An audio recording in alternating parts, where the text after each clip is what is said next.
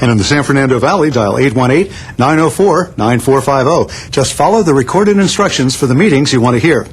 And we invite you to address the Los Angeles City Council on any item on the council agenda, as well as during public comment. You may come downtown to City Hall or go to the Van Nuys City Hall and participate via video teleconferencing. Remember, you can watch all Los Angeles City Council meetings live in their entirety on Tuesdays, Wednesdays, and Fridays beginning at 10 a.m. On Sundays, you can watch the replay of all the week's meetings, also beginning at 10 a.m. Council Week in Review can be seen Monday through Friday at 9:30 a.m. and 6:30 p.m. on Saturday and Sunday at 9:30 a.m. Well, that concludes our program for the week ending March 7th, 2008. On behalf of Wendell Ayala and everyone here at Channel 35, I'm Jack Popejoy. Thank you for watching, and please join us for the next Council Week in Review. In the city of Los Angeles, when duty calls, the LAPD responds. 911 emergency. How old is your daughter? She's 4 years old. Her name's Janelle. I lost my puppy. Can you help me? We have a critical missing. There is an Amber Alert, so let's look for any information you get. Pass that into the watch commander. Let's be careful out there. To fight crime and to keep our streets safe. I'd be going nuts if this was my daughter.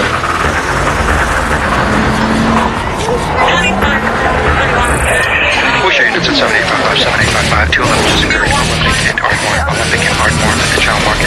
Suspect male 958 west of South Oxford towards Olympic. Property taken loose currency. Code 3. 7855, Roger. Volume 7055 is in quick pursuit of 211 suspects southbound near the houses requesting backup. Any area intended on this frequency. 7955, we're still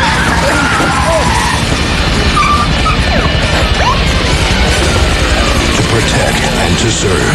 All units, code 4, 11 to Catalina, suspect in custody. Standing with our community. Los Angeles Police Department this morning issued an Amber Alert. The suspect is driving a black Honda Civic. Working as a team. Hey, what's up? I think I saw that car that you were looking for. Can you show us? Yeah, let's go. They take pride in what they do. K910 code 6 on the And when duty calls, the LAPD responds. Positive on the vehicle. Roger. Last like 2, we have a positive on the Amber Alert vehicle. It looks like they found the car.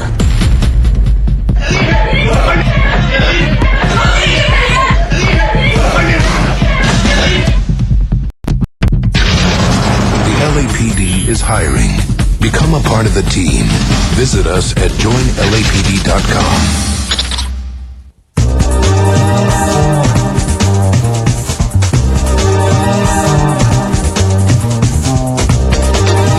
LA City View Channel 35. Your city, your channel.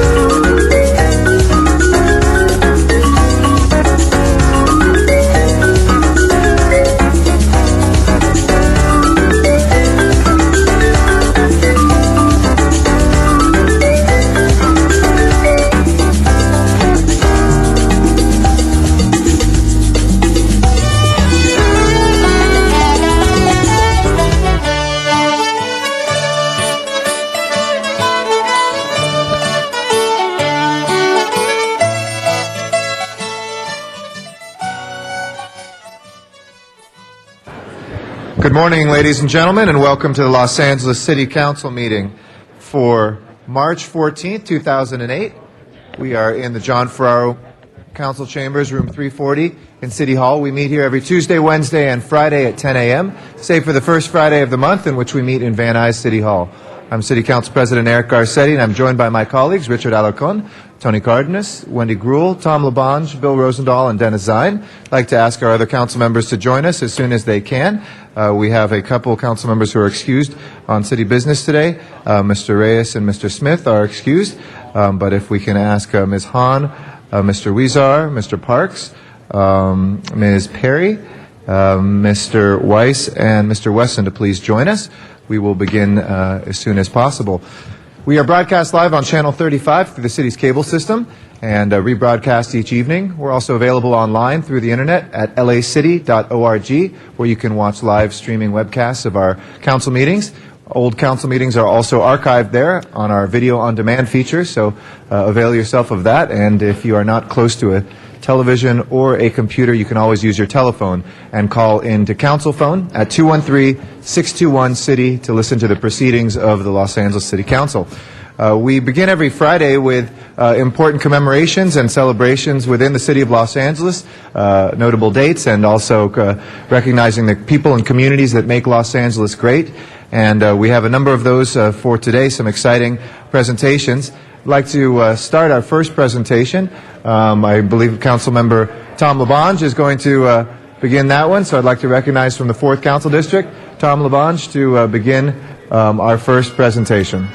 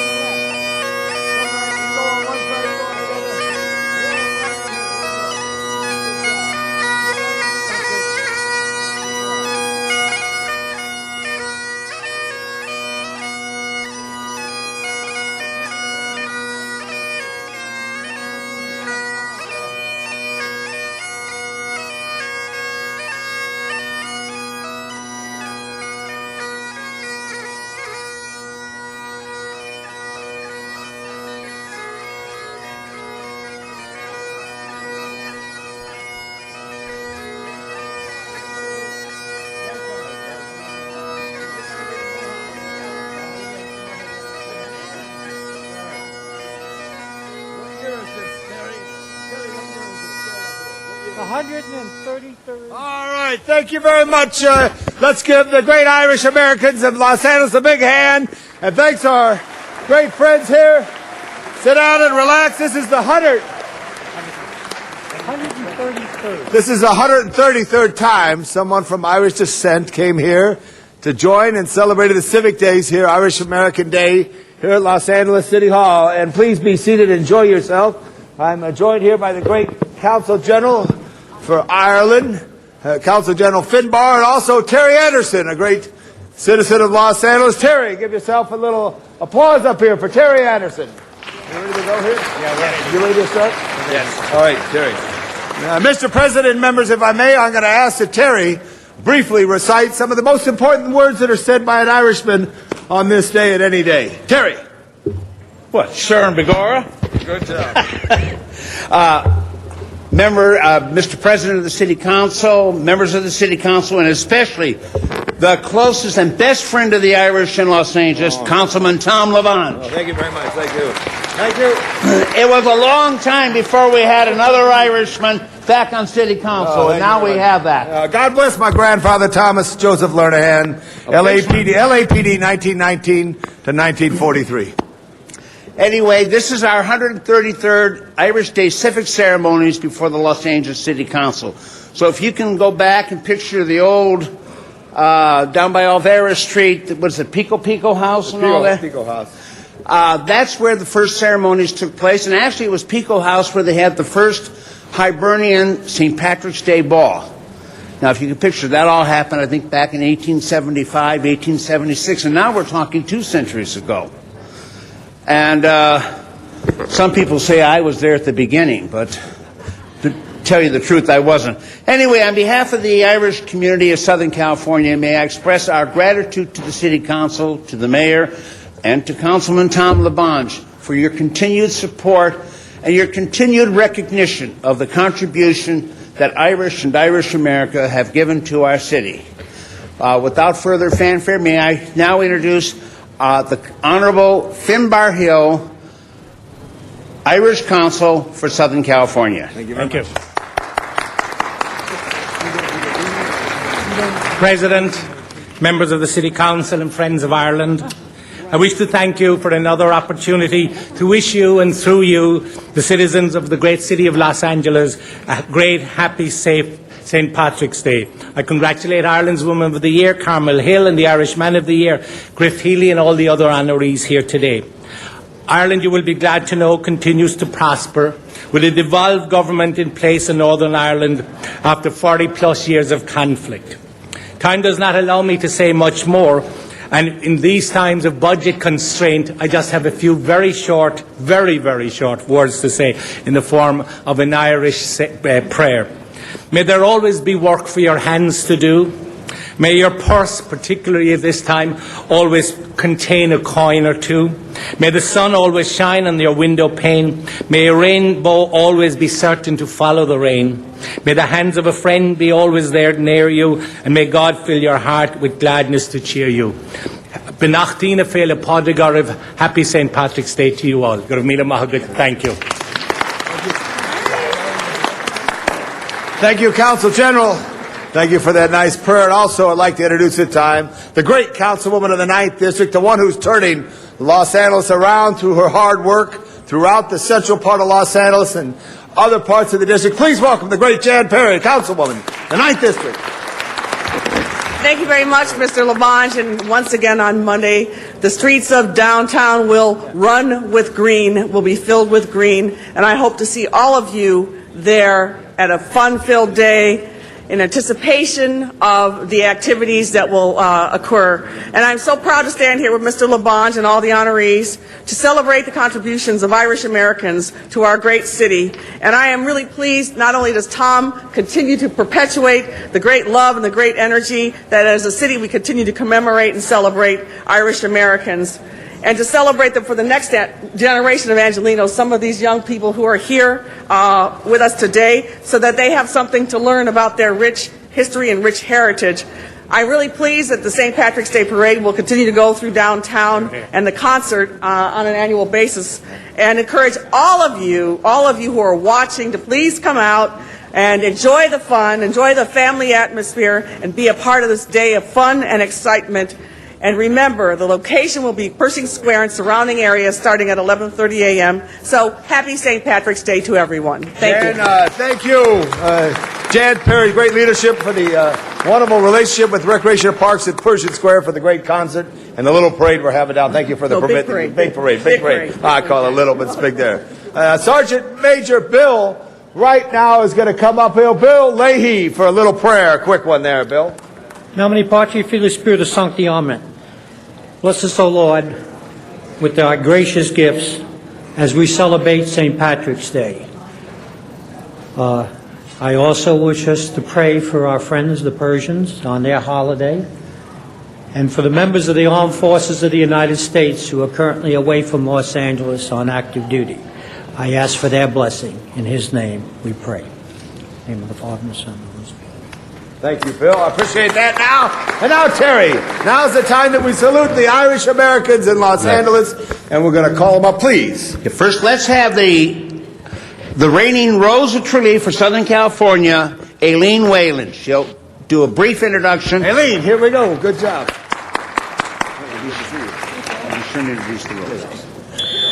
Hello, Council. I'd like to say thank you for having us and enjoying the beauty and the spirit of being Irish. I'd like to take this time to introduce our current Rose class.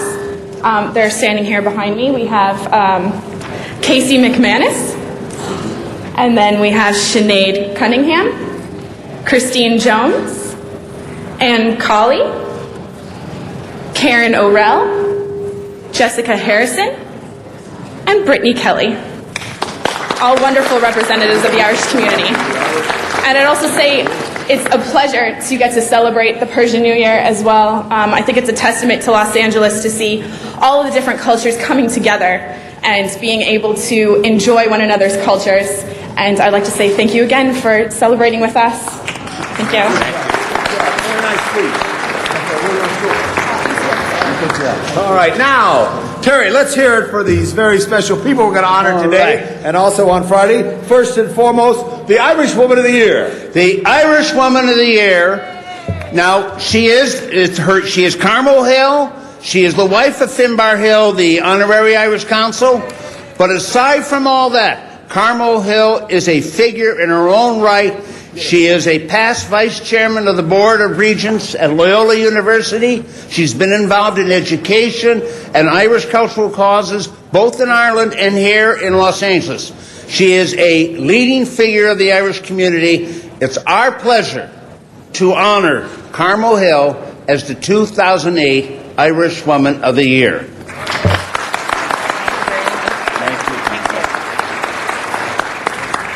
President, member of the Council, distinguished guests and ladies and gentlemen, I am very, very honoured to receive this honour, and thank you very much for honouring Ireland, particularly every March. I really do appreciate that, and thank you very much.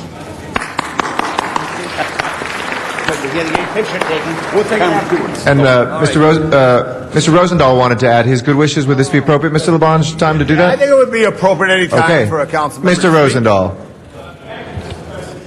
It just reminds me of my father, who would become O. Rosendahl this time of year. So I am O. Rosendahl today. And as my father used to say when we grew up at St. Cecilia's in Englewood, New Jersey, with one of 8 kids, you know, that it was the Irish community around him. In fact, one of my siblings married somebody who was Irish and all that. But for me, the most important moment was when I was in Ireland, walking around, doing a walk around, and it was raining and there was a mist, and I was wet standing on the side of the road, and a lady rolled down her window and she said, you know, she said, it's a soft rain and it's good for the grass. So the Irish are positive, and they're always thinking positive. They always are out there. And, you know, you've made a huge difference in America, coming over and becoming part of the infrastructure of the future, and have added so much to the American culture. God bless Ireland, and God bless you all. Thank you. Mr. Zine. Thank you. Thank you, Mr. President, and to all the Irish folks, good morning to you. I had the pleasure to visit Ireland recently, and I've traveled to many parts of this country and this world, and I have never been to a place where the people pour the Guinness in a perfect combination to make you feel good, whether it's the breakfast, the lunch, or the dinner. The pubs were fantastic. The people were the most gracious, wonderful people I've ever met.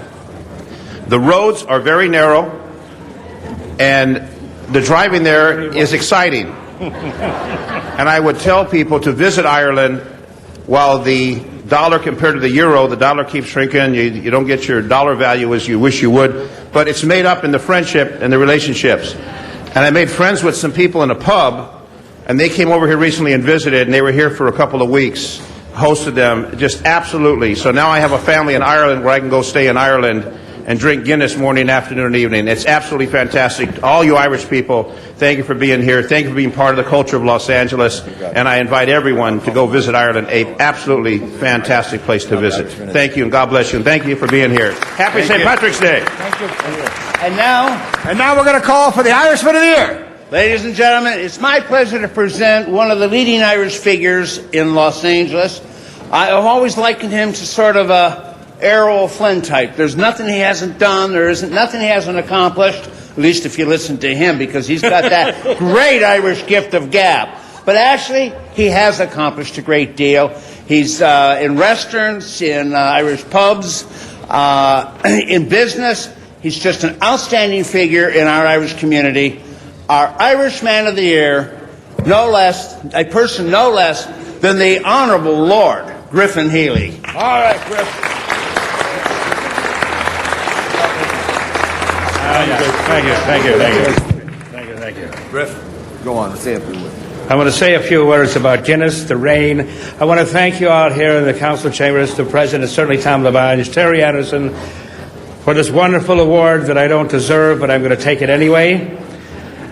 I want to tell you all about the Irish Bear. You've got to come there and see me work. Thank you very much. I appreciate this honor. Okay, now, members, what we did here too, several years ago, we created a Mulholland Award named for the city employee in honor of the wonderful work of Mulholland, who's the greatest immigrant to Los Angeles, who, with the hard work of many others, developed the water system. This year's award winner is he's not bringing water to Los Angeles, he's bringing parking order and chaos, reverse chaos, whatever that word is, that's an Irish term, to neighborhoods. He's the head of the Parkings Bureau. He's a great engineer for the city of Los Angeles. Please welcome Brian Gallagher. Department of Transportation. You want to say something?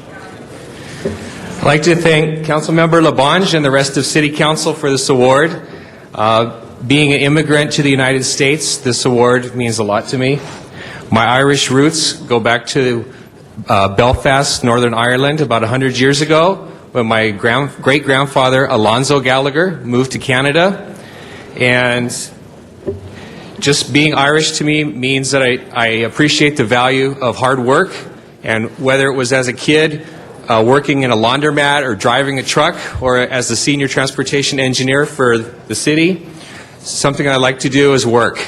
And so I appreciate this award, and thank you very much. Well, thank you very much. Members, I want to let you know, when Brian was a district engineer, when I first got on the council, he went out there and he put some stop signs on the street, and they were at the wrong location.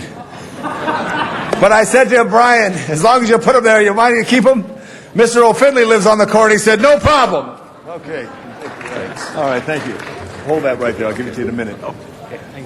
Members, we also want to salute, let's get a big one clap. He's working today. Captain Steve Norris, who's the LAFD Irish Firefighter of the Year. Give him a hand. Okay, he's working right today. He's not here. But now I'm going to call on a great lieutenant from the Los Angeles Police Department. He was just for many years in Central area. He's now transferred to Rampart area. Highly recommend it. This lieutenant helped turn around, which has a challenge every day, and I think Miss Perry knows this great lieutenant was a sergeant downtown. Join with us, will you please, Jan Perry, right now? Sir. Good. Steve McManus has been with the police department over 25 years, and recently, as I said, promoted to the rank of lieutenant, but his hard work and skill has brought focus and attention to help the neediest of people in the central part of the city and on Skidwell. Please welcome the LAPD Irish American Officer of the Year, Lieutenant Steve McManus. Good job. Good morning, Mr. President, members of the council. It's indeed a great honor for myself to come and accept this award. Both my grandfathers were from Ireland. Both my grandparents arrived here in the city. My grandfather became a naturalized citizen and joined the Los Angeles Police Department in 1932. This city has been great for my family and for myself. Have offered us great opportunities like all immigrants here. It is indeed an honor to stand before you and be a part of the city of Los Angeles. Thank you.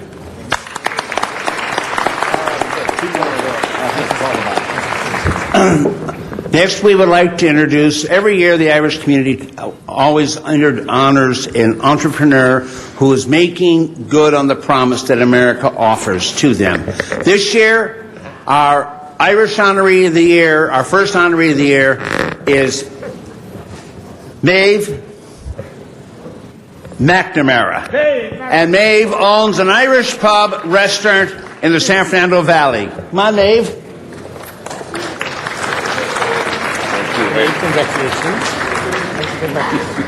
I'd like to thank everybody. I am exactly the example of when somebody comes to America and they're given the opportunities that they have. I became a citizen last year after being a green card member for a long time.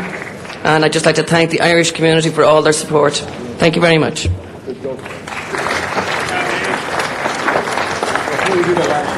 We have proclamations. We'll give them to the appropriate recipients after the ceremonies.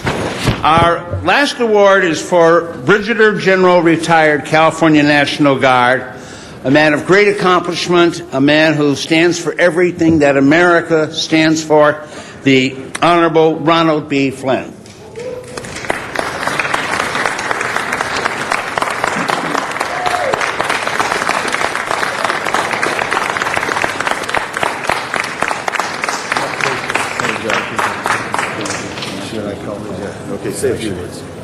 Thank you very much. Council members, Irish members, the organizations. On behalf of my grandparents, who were Irish immigrants, came to Ellis Island in the late 1800s and allowed me to be born one day in this country. I thank them. They're also part of this. Thank you. Ron, thank you very much. Good job. All right. Terry, I know you have a good committee. Give me these one clap for all these people out loud. We'll present it in the back room. Des McLean. All right. Good job, Des. Good job there. Ellen Fitzsimmons, give a big clap there. Good job. Chris Doyle. Mary Ellen Fitzgerald. And all the Irish who weren't here today. Okay, we did it, folks. Let's hear it for everybody that's right here. We're going to have a dancing. I know that. Now remember, though, the parade is this coming Monday. We're sorry the ceremonies of the parade were disconnected, but people like me and people like the Honorable Tom LaBonge are going to be here both days. You betcha. We'll be wearing our Irish Americanness. All the way. We want to thank Councilmember Jose Huizar for the work there at the Olvera Street, where the birth of Los Angeles. We started this parade. Now let's hear the music and watch these wonderful girls dance in Irish tradition. Kelly School of Irish Dancing. Right here. Right here. Let's get out of the way so everybody can see.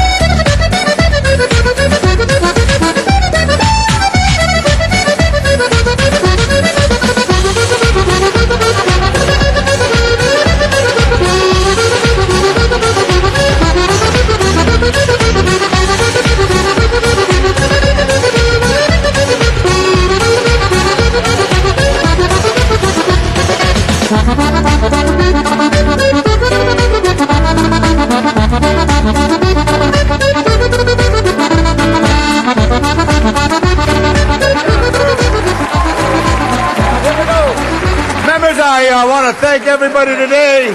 We're going to march our way out here, but we're going to come back and salute our Persian-American friends as well as they celebrate Nowruz. And then Sergeant Walton here from the Los Angeles Police Department is going to lead us out. Thank you very much, members of the Los Angeles City Council. Here we go. Good job. We're going around this way. We'll go this way around. Good job.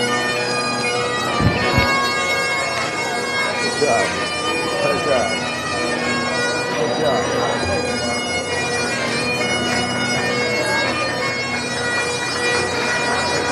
Good job, Terry. We got everything.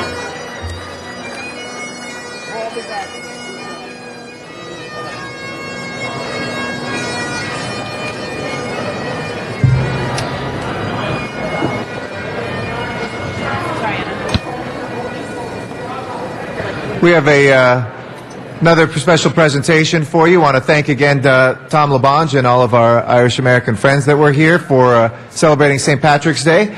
If you take the L and the E and the D off of Ireland, you get Iran. And so it takes us to our next celebration for Nowruz. And for this special presentation, we'd like to recognize our great honorary Persian American Council member from the 6th District, Mr. Tony Cardenas.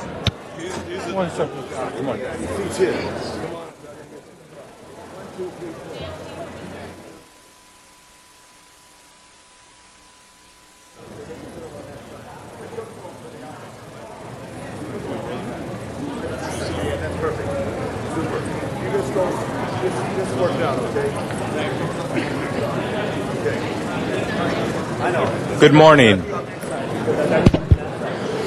Good morning. All of the people involved in the Nowruz presentation, please come forward.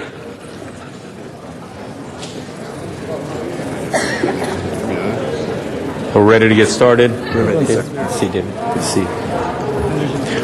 While we're waiting for everybody to assemble, I'd like to do the honor of recognizing some elected officials that are with us who came to witness this presentation. The Mayor of Beverly Hills, Jimmy Delshad. Thank you, Jimmy, for joining us. We have Gregory Pettis, Mayor Pro Tem of the City of Cathedral City, and also another Angelino, former State Assemblyman Paul Koretz came and joined us today as well. Thank you so much. Today I'm proud to recognize for the 5th year in a row a community that symbolizes the diversity and strength that our great city embodies. The Persian American community has made Southern California, and especially the city of Los Angeles, their adopted home. They brought with them a rich culture that has enhanced our communities citywide. I'm joined by fellow colleagues on the Los Angeles City Council in honoring the Persian American community of Southern California as we celebrate Nowruz, the beginning of the Persian New Year.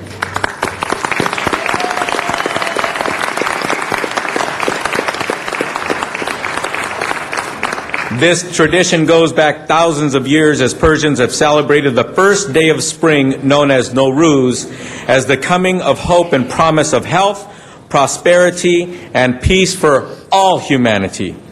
Literally translated to mean new day, Nowruz serves as a symbol of hope and optimism for a brighter future as Mother Nature marks the turning of the season.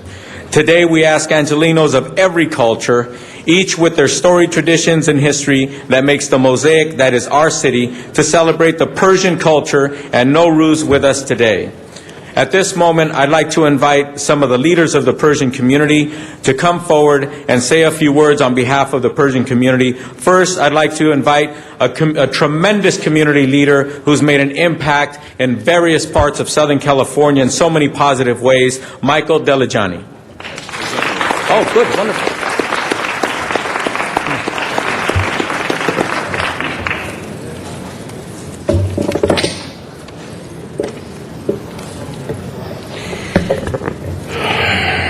Honorable Mayor Anthony Villagrosa, Honorable City Council members, distinguished guests, it is a great pleasure and honor to be among you today on this special event.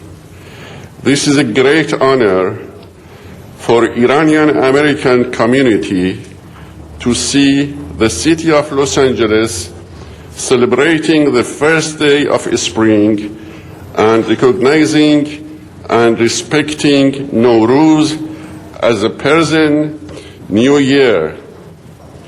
I, along with all of the Iranians, appreciate this honor. Nowruz is the beginning of spring, beginning of new life, new hope, not only for Iranians, but for many in all over the world. Nowruz is a day that nature is reborn. Happiness, peace, and celebration is communicated all over the world. Nowruz is celebrated in many Farsi-speaking countries. Some of the countries that have ancient history observe and celebrate the first of spring.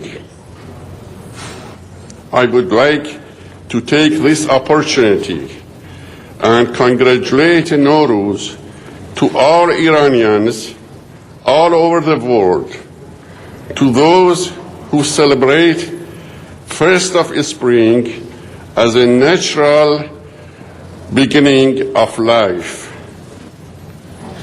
Once again, I would like to express my appreciation to the City of Los Angeles, especially Mayor Antonio Villagrosa and all council members. I wish everyone in the world happiness, health, peace, and prosperity for the new year. Happy New Year, Happy Nowruz.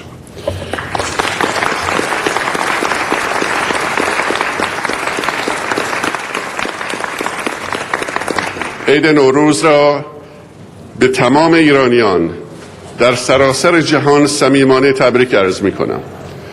امیدوارم سال نو، سال سلامتی، سال صلح، سال موفقیت برای تمام ایرانیان و تمام مردم جهان باشد. متشکرم. Thank you very much. It's good to see you, Mr. Delajani. It's always good to see you.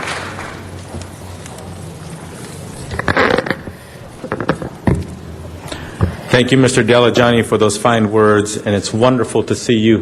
We've missed you. You've been at home quite a bit lately, and it's good to see you out with the rest of us. Thank you. Next, I'd like to invite to the podium our new head of the Department of Water and Power, David Nahai.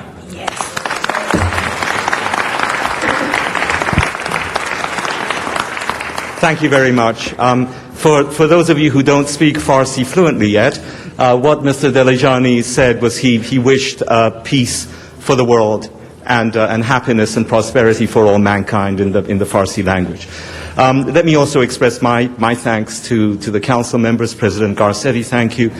Thanks to Mayor Villaraigosa, and a very special thank you to Council Member Cardenas for championing and supporting the community in this event now for 5 years. This is the 5th year that we're having this celebration, and here we are back again. And, one can't help but wonder just at what point celebrations such as this cross the threshold from being an interesting novelty to a permanent tradition. But for us in the Persian community, this annual celebration is really a marker. It helps us reflect on where we are on our inexorable path towards assimilation in this great city. And for me personally, as you just heard, I made a life-changing decision this past year to go from the private sector to becoming a member of the city family fully. And this is a change that's been fairly unusual in the Iranian-American community, but I think we shall see it more and more as Iranian Americans take an even greater part in the affairs of the city of Los Angeles. And so we'll be back next year, and the year after that, and the year after that, until suddenly we'll all notice that Nowruz, this wonderful holiday, has passed from the realm of being an interesting novelty into the category of being a permanent tradition, just like St. Patrick's Day, familiar, beloved, and indispensable. Thank you very much.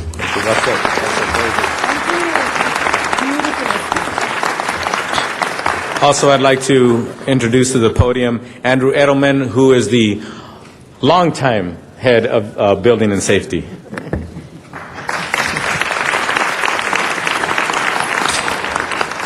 On behalf of 500,000 Persians who live here in Southern California, I want to thank Mayor Villaraigosa, Council President, Councilmember Tony Cardenas for recognizing this particularly happy event during the year for us. But also, I want to thank all of the Americans for taking us in and providing us with the opportunity to grow, do well, and allow us to serve this great country. As you all know, Persians are very diverse. They come from all different backgrounds. They are Muslims, they are Christians, they are Jewish, they are Baha'is, they are Zoroastrians. But one thing they have in common, they have a long history, and they believe in human rights. As a matter of fact, some of you well know that the very first Declaration of Human Rights was made 2,500 years ago by Cyrus Kourosh in Iran.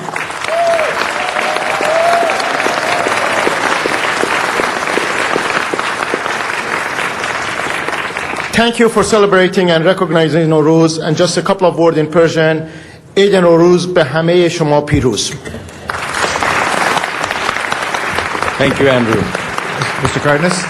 Next, our last ahead. presenter, and then we'll hear from the council our members. last presenter, who is the head of our convention center, Puriya Abbasi.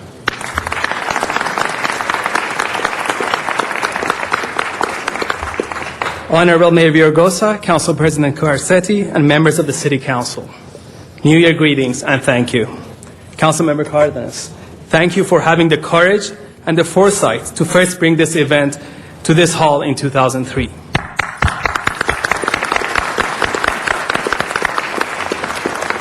It is now 5 years since the city first honored the Persian American community by acknowledging this most benevolent symbol of our culture and heritage, Nowruz. At the coming of spring 2008, city halls across this nation, from San Francisco to New York City, will join us in the celebration of Nowruz and will be reminded of its pillars of hope, opportunity, and peace. Well done, Los Angeles. Well done, leaders. Well done, trendsetters. Next week, on the actual day of Nowruz, the first day of spring, on March the 20th, this city will host over 20,000 people from across the region at the Los Angeles Convention Center. I had nothing to do with it.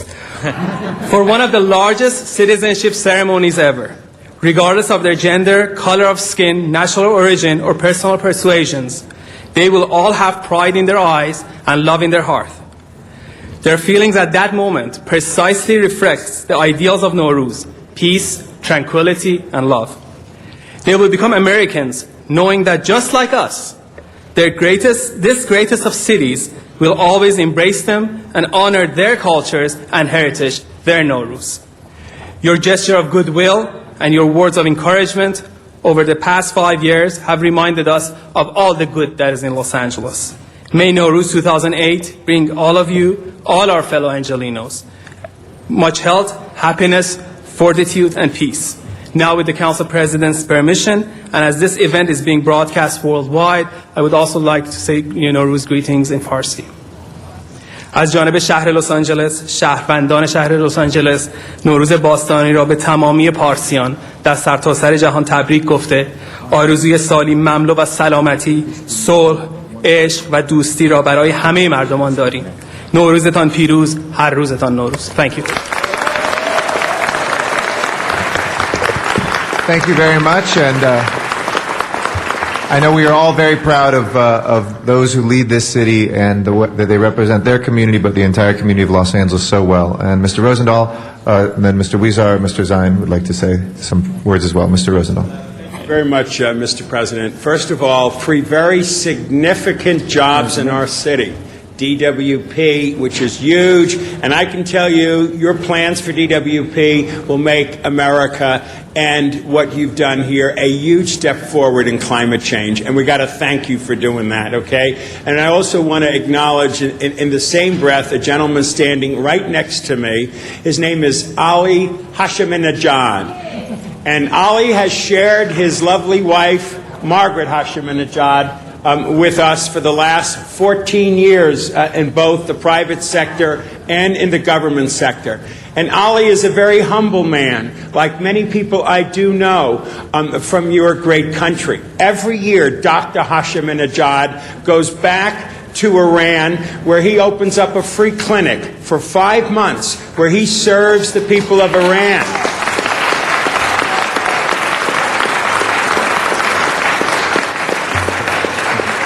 And I can tell you, as he's now 82, he's going back again in another week, but he has committed himself, as he became an American and joined the American society, to keep a strong relationship with his home country, like many of you standing right in front of us do. It is the partnership with America that makes the Iranian Persian world and the American world a better place. And I just wanted to acknowledge Dr. Hashemnejad for 1 second. Go ahead.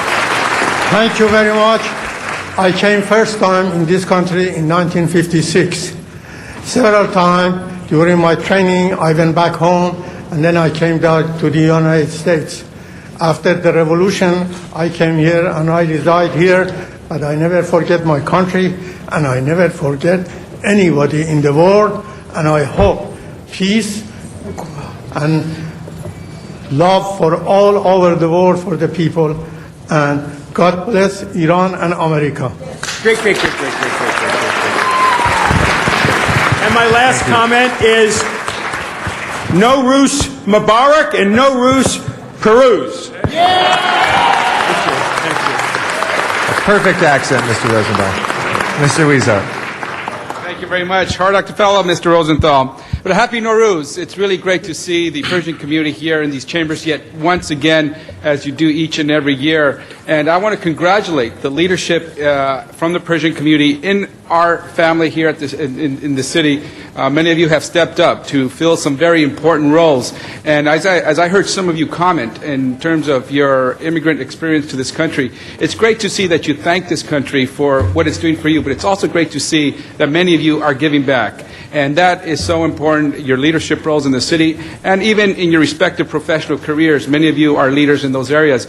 And it's great also to see one of the first Persian mayors here next to the city of Los Angeles, in our sister city of Beverly Hills. Certainly your presence is felt, your culture is felt, and it's great to see that these young, beautiful women are continuing the traditions and your culture here in this beautiful country, the United States. Thank you so much for being here today. Happy Nowruz. Mr. Zine. Thank you. And I know we're anxiously going to be hearing from our mayor in a few moments. Jimmy, the mayor of Beverly Hills, we see each other at many, many events, and it's a pleasure to see you here at City Hall. Tony Cardenas, I got to acknowledge Tony. He's not Persian. He's not even Lebanese like me. He's a Latino, but for 5 years, he has brought this to City Hall. Tony, I want to commend you and acknowledge what you have done for the Persian community. Thank you.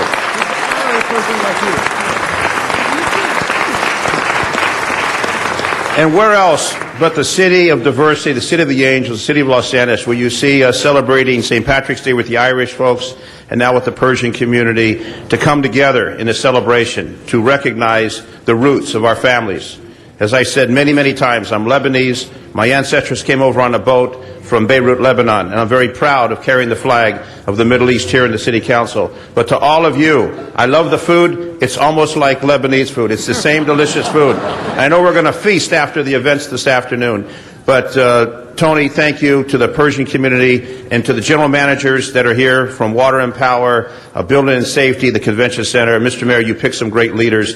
But we are a family of diversity and unity here in the United States, in the City of the Angels. So congratulations to all of you. Thank you for being here. And Tony, next year, we have it bigger and better and more every year. Thank you very much. Ms. Gruhl.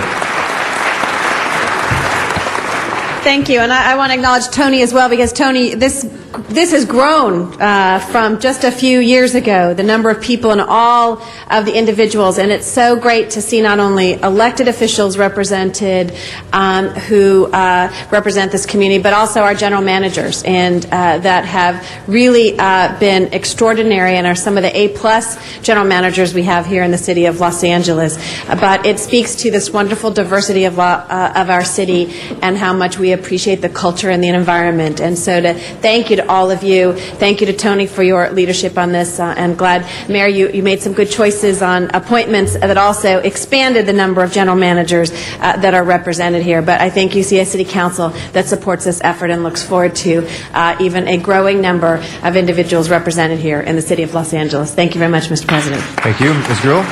And Mr. Weiss. Thank you, Mr. President. I also want to thank you, Tony.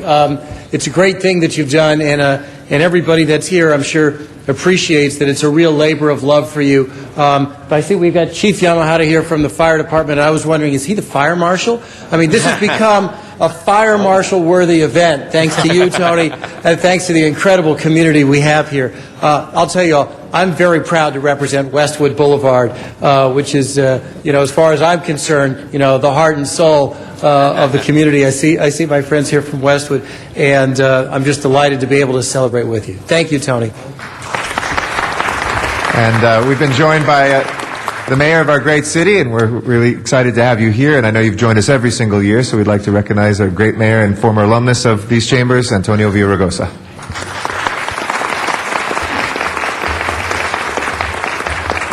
Al-Aida Shema Mubarak to everybody here today. I also want to acknowledge Tony Cardenas for hosting this event every year. And I take umbrage with the fact that he's not Persian. I think somewhere in our prior lives, somewhere down the road, we all came from Iran. And I can tell you that this is a community that has so much in common with mine. But I think Dennis Hines said it so well. We celebrate Nowruz because we celebrate the tremendous contributions of a community, many of whom fled repression, fled the economic situation in Iran, came here to this country, some with nothing but the shirts on their back, the education they had, and they made a life. And they made tremendous contributions here to the city of Los Angeles. I've said many times, and we all know, that we have the largest Iranian population, Persian population in the United States of America, but also the largest population outside of Tehran. In fact, some people call this Tehrangeles. And it's beautiful. There's some 37 different nationalities that have the largest population here. As Dennis was saying, Dennis and I love to do the circuit. We're at the Lebanese festival, the Armenian events, the Persian events, the Mexican events, the African American events. We just left the Irish for celebrating St. Patty's Day, and that's why I was a few minutes late. That's what LA's about. I just left the Fashion Market Week opening, the first time a mayor's opened Market Week, and you look at the number of Persians working in that industry, the number of, the breadth of the diversity. And one of the things we said, what makes LA a fashion capital is the ethnic diversity of this city. And when we hired the David Nahai and Puri Abbasi, in addition to Andrew here, I'll be honest with you, we weren't looking at their heritage or their ethnic background when we made the decision. We're looking for the best, and we found the best. And I think that's a reflection of the values that we have in this city. It's why we celebrate today, and I just wanted to be here to thank Tony Cardenas, who's an honorary Persian, as I am, and to thank all of you.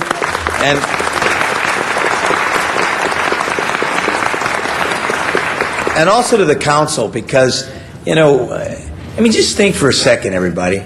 A generation ago, yes, we might have celebrated a few of these holidays or events, but not like we do now. I think that it's a different place, and we're the better for it, that so many people come from every corner of the earth. And this is a city where you can make it. They don't care who your father was or where you came from, or if you have an accent, or what the color of your skin is, or what your religion is. And that says a lot about us as a city. So as the mayor of this great city, I want to acknowledge with Tony Cardenas and my council members. Nowruz 2008. There we go. And extend my sincere congratulations to a community, a Persian American community, that's given so much to this city and that whose children and grandchildren will even give so much more.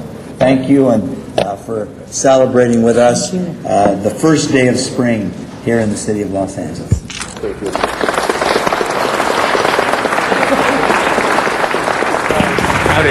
Thank you very much, Mr. Mayor. And just to briefly add my good wishes as well, I want to thank the friendship of the Persian community throughout the years with my family as well. I also want to thank this council and the mayor because not only do we celebrate the renewal of spring today and the peace that we stand for, but we've also tried to enact that in these council chambers. Our divestment motion from the current government in Iran was something very important for these chambers, and the mayor signed it to make sure that our money was not going to support any country and any regime that went against that long tradition of human rights in Iran. And we will continue to stand for the independence and freedom of all peoples, and we are with you in solidarity as your brothers and sisters. So thank you, and Happy Nowruz. Thank you. Thank you, Mayor, Council President, and colleagues. I just have a few things to say as we close this celebration in the City Council chambers. But outside in the patio, there is going to be plenty of food. And let me tell you, the Persian community, they know how to do it right. It grows every year, and they never run out of food. That's amazing. And I eat plenty of it. So there'll be a celebration outside for the council members. They brought some of the food in the back of the chambers so that we can continue our business here in the council and still enjoy the celebration. And also, I'd like to say that in addition to today's celebration, I'd also like to make an announcement that with the help of Mr. Roberto Sufiani and Mr. Mo Mostashari, the Nowruz Festival will be held at the Balboa Park in Van Nuys on Sunday, March 30th, starting at 9 a.m. and going all day. We invite everyone to join us, everyone from every community. Actually, my boys and girls who go to public schools are approached every now and then, and they say, "Is your dad Tony Cardenas?" And they say, "Yeah." And they say, "Your dad does Nowruz." So we're reaching every corner of the city, and it's growing, and it's wonderful to see. That's a perfect example of bringing people together and celebrating together this rich and wonderful culture of the Persian community.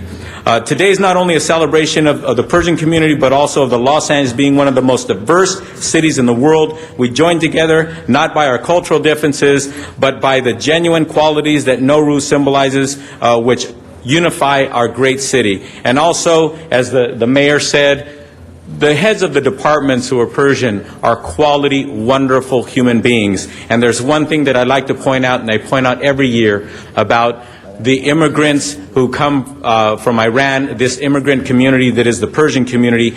They are the highest educated immigrants who come to the United States, and they should be proud of that.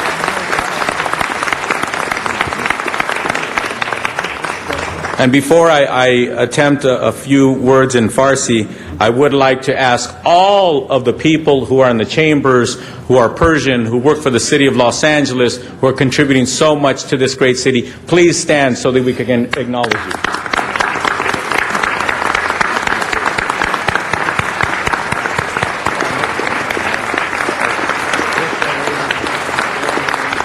And Mr. Cardenas, we had, my apologies, we had one late addition, Mr. Labange, who was helping do the St. Patrick's stuff. I want to say a couple words, and then we'll let you practice your Persian. Go ahead, Mr. I want Labange. Mr. Cardenas to go first, because I didn't want to interrupt him there. Okay. Be real quick. On behalf of the city of Los Angeles, I'd like to wish a happy Nowruz to all. Eid Shomah Mubarak. Nicely said. Mr. Labange. Let's give Tony Cardenas a big hand as the councilman of the 6th District. I think we all have our love and joy in celebrating the diversity of Los Angeles, and I think what Tony mentioned and the mayor always mentions, that's what makes Los Angeles great. And we're fortunate we have two mayors here, one from Beverly Hills and one from Los Angeles. Jimmy. But also, lastly, Mr. President, I think you mentioned one thing real good. I'm president of Sister Cities. Los Angeles has 25 sister cities.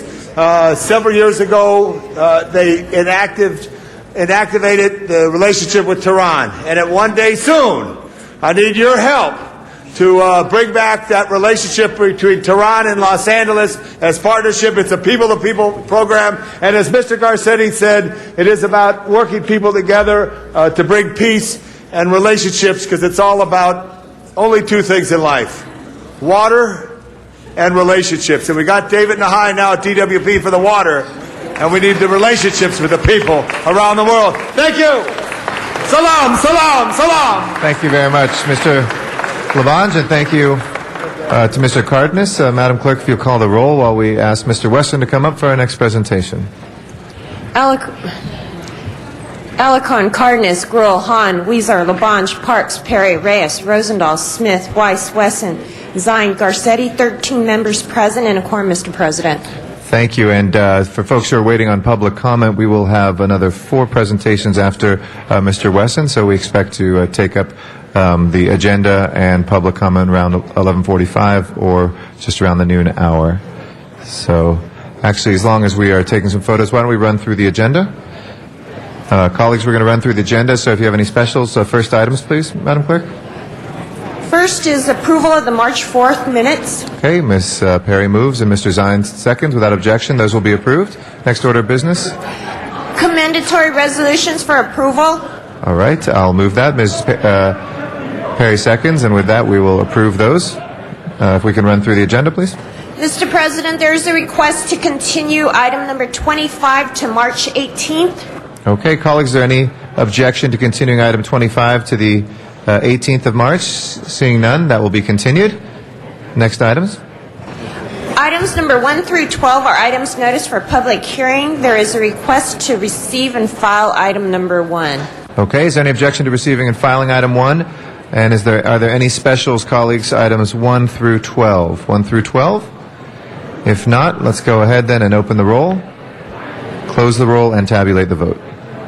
13 ayes. Okay, those are approved. Next items, please. Mr. President, just for the record, ordinances associated with items 2 through 12 are carried forward to March 25th since the 21st is a recess. Those are carried over. We had 13 members. Oh, I'm sorry. Excuse me. Okay, so those do pass. Those will not be carried over. Next items, please. Next are item number 13 through 26, with the exception of item number 25, and those are items which public hearings have been held. Okay, colleagues, any specials, 13 through 26? Mr. Parks, and then Mr. Zine. Yeah, Mr. Parks. Yes, I'd like to make a verbal amendment to item 17, and we have a motion circulating to amend item 26. Okay, we'll hold 26 for you. Why don't you go ahead and make the motion on 17? On 17, I'd request that... I could ask folks very respectfully to please move their conversations outside so we can run through the agenda as we wait for Mr. Wesson. And if we can please ask the sergeants at arms to help us clear the aisleway as well. Sorry, go ahead, Mr. Parks, with your agenda. I'd like to request amending motion to request the city clerk, the CLA, Department of Finance report back in 30 days to the Budget and Finance Committee on an appropriate process for notifying the Los Angeles community prior to the enchantment of unclaimed properties. Okay. Without objection, we'll accept that as a friendly amendment, and we'll include that, Mr. Zine. 15 for Mr. Zine and 23 for Ms. Hahn. Any other specials, colleagues? If not, we'll take up the items without objection, and 17 as amended. Please open the roll, close the roll, and tabulate the vote. 13 ayes. Those are approved. Next items, please. Next are items number 27 to 53, and those are items which public hearings have not been held. 10 votes are required for consideration. Okay. Mr. President, Yep. item number 39, there's a request to receive and file this inasmuch as it was a duplicate motion that was adopted on March 5th. Okay, without objection, we'll move to receive and file. Ms. Perry, did you? Okay. We have cards on a number of these. Cards on item 41, 43, 47, 48, 49, and 50. The other items we will open and close the public hearings. Any specials, colleagues? If not, we'll go ahead and open the roll on the balance, close the roll, and tabulate the vote. 13 ayes. Those are approved. And with that, we'd like to recognize Mr. Wesson for his next very special presentation. Mr. Wesson, thank you for your patience. No, thank you, Mr. President and members. Today, again, it's been a wonderful day. For me, it is my favorite day because it's Pet Adoption Friday. And I have with me today a 5-month-old Tibetan Spaniel mix named Bear. Now, Bear is neutered, like I said, 5 months old, and he's been here while we had the two big presentations, and believe it or not, he's already been adopted. So we have our 100% adoption rate still goes on. But what I want to tell those that are watching this on Channel 35 at the, is it the Northeast? North Central. North Central Station, we have 2 other dogs that look just like Bear that are looking for homes. So if you're interested, please call this phone number, 888-452-7381. But Bear was adopted by a member of our city family, which still keeps our statistics at about 75% of the animals that we get adopted are from city employees. But please, those of you that are watching us on television, we've got hundreds of companion animals that are looking for homes. Please call, save one of the dogs, save one of these dogs' lives. It's nothing like look at this, look at Bear. You're saying, he just said thank you. He just said thank you. He just said thank you. Anyway, Mr. President, again, I'll do the number if anybody wants a companion animal. And again, there are 2 other dogs that look just like Bear, won't be much bigger. Call 888-452-7381. And now I'm going to take Bear back to his new mother.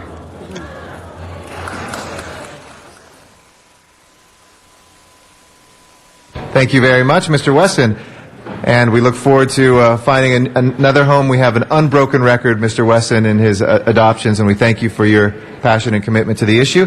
We next will recognize from Council District 3, the Honorable Dennis Zine. Go forthwith on 13. Absolutely. Without objection, we will send 13 forthwith. Thank you.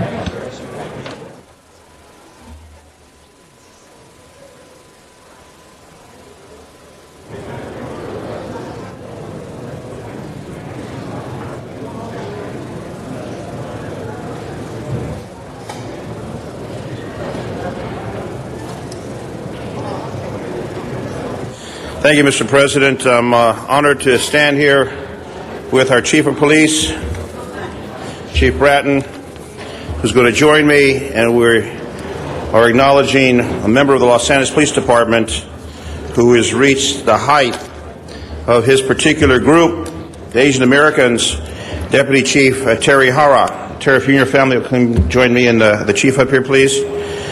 Terry joined the Los Angeles Police Department in February 1980. The first Asian American to achieve the rank of commander in the Los Angeles Police Department. He is currently in charge of the Los Angeles Police Department's Employee Relations Division, is being promoted to Deputy Chief. He will be the commanding officer of Operation West Bureau. Deputy Chief Hara is also the first Asian American officer in the department's history to achieve the rank of Deputy Chief in the Los Angeles Police Department, promoted by our Chief of Police, Chief Bratton. The City of Los Angeles would like to congratulate and commend Deputy Chief Terry Hara on his promotion. Promotion takes place April 1st. We will have money for that promotion, Chief, I promise you that. I hope I would. His commitment to dedication to law enforcement reflects this great honor. The department has many representatives, as we know, and we're trying to reach 10,000 members in the LAPD. Terry Hara, who I've known for many, many years, started out like all of us in the police academy, went to patrol. During his career, he worked a variety of assignments in patrol, detectives, gangs, in charge of the bomb squad, other specialized divisions. Chief, come on up here. Don't be shy. It's Irish Day. It's okay. And he, for 2 years of his career, he proudly has that 2-year tie bar, was a motorcycle officer, where I hold that close to my heart, being a member of the motor squad for a number of years. And he continued his promotions up the ladder, and now the rank of Deputy Chief of the Los Angeles Police Department. After Deputy Chief comes Assistant Chief, and then after Assistant Chief comes Chief of Police. That's the way this turn. That's the way this turn. We're not trying to push you out. We're not trying to push you out. So Terry's been around here, done his dedication, done his duty, led the department in many, many assignments, and it's with great honor that I and my colleagues want to bring you forward for the people of Los Angeles to know that in the history of Los Angeles, 227 years, you are the first Asian American to reach the rank of Deputy Chief, Los Angeles Police Department. It's an occasion that we want to celebrate, along with the other celebrations today for our Persian community, our Irish community, to acknowledge you, Terry. And we're going to have the Chief speak, and then you'll speak and introduce your family. But it's a real honor for me to stand up here as a former member of the LAPD to acknowledge you, who I remember seeing you on that motorcycle, cruising down the road here at the rank of Deputy Chief, Los Angeles Police Department. Congratulations to you for this wonderful success, this wonderful accomplishment, and Chief Pratt, thank you. Councilmember, thank you and your colleagues for the resolution congratulating Terry Hara on his promotion within the ranks of the LAPD. As has been referenced, that he will become historically the highest-ranking Asian American to ever achieve this rank, and again, there's no limitation on moving up beyond that either. I've had the experience of working with Terry now for over 5 years, worked closely with him the last several years as commander, working with me on employee assistance matters. He is very highly regarded by the men and women of our department, and this promotion is something that they're very supportive of. Terry's promotion also allowed for me to have the opportunity to create several other captains, the ripple effect as he moved up, and one of the beneficiaries of that was another Asian American, also Japanese descent, who moved up to the position of captain recently. And at the same time, during that same promotion process, we have promoted the first Latino woman to the rank of captain. So Terry's good fortune also has resulted in benefits to the continuing growth of the department in its representation of the community that we police. So I thank you so much, and Terry, thank you for the work you've done, and as I've already told you, kiss your family goodbye, because as a deputy chief in charge of our West Bureau, you will never see him again. He'll be at community meetings, he'll be at scenes of major events, and West Bureau is one of our busiest major event bureaus, but you're going to do a great job there. Thank you. Thank you very much. Terry? Mr. Actually, Rosendahl and then Ms. Perry and Ms. Hahn would like to add their good wishes too. Mr. Rosendahl. Deputy Chief Terry Hara, I want to say a few great things. My community, the Japanese American community in Venice and in Sawtelle area of West LA, are very proud of you assuming that responsibility. And we're also very proud personally because you will be involved with both of my police divisions. They're the Pacific Division and the West LA Division. And we wish you nothing but success. And your reputation has preceded you. We had several meetings last week on some issues in the district, and your name came up in a very positive way. So we look forward to your leadership on the West Side. Bless you. Thank you. Ms. Perry and then Ms. Hahn. The West Side is very lucky to be receiving your skill and the depth and breadth of your experience, but I know where your heart is, and I know what kind of dancer you are, and so I know that you won't be far away because we have to start rehearsing this summer, okay? Right? All right. So I'm not sad. I'm happy, to see the depth and breadth of who you are spread across the city, but we know where home is, and I'll see you there. Thank you. Ms. Hahn. Terry's heart is with his wife right here, by the way. Ms. Hahn. Thank you. I'm very pleased, obviously, to congratulate you as Deputy Chief Hara. It really makes us all so very proud. It's hard to keep all my commanding officers straight at Southeast, but I will tell you, I remember that was one of my first really angry moments, is when you were promoted out of Southeast as commanding officer, because You were one of the commanding officers that really had such a unique, positive, thoughtful, really important relationship with the community. And the community really began to trust you and have a relationship with you that I think helped to lay the foundation for what we have now, which is the Watts Gang Task Force. You were the commanding officer that helped implement the midnight basketball, and you really gave Weed and Seed the credibility that they needed to continue to do the good work in the community of Watts. So I am very pleased. I hated to see you leave that particular command because the relationships that you had formed were so critical in the community. But we know that you have left that kind of wake in your past wherever you have been. You have really been positive. Your influence within the ranks of LAPD have always been for good with the community, and we'll always be grateful for that, Terry. So congratulations. We're all really very proud of you. Thank you very much. Thank you. Thank you very much. Mr. LaBonge. Thank you very much. Terry, congratulations to you, and what a fortunate family behind you to see your very special one raised through the ranks of the LAPD, and then your wife, who is a city attorney, Gail, and our own city attorney said, don't forget to mention the city attorney's office. Gail Takahashi is a city attorney, so they both give a lot of their lives to the people of Los Angeles.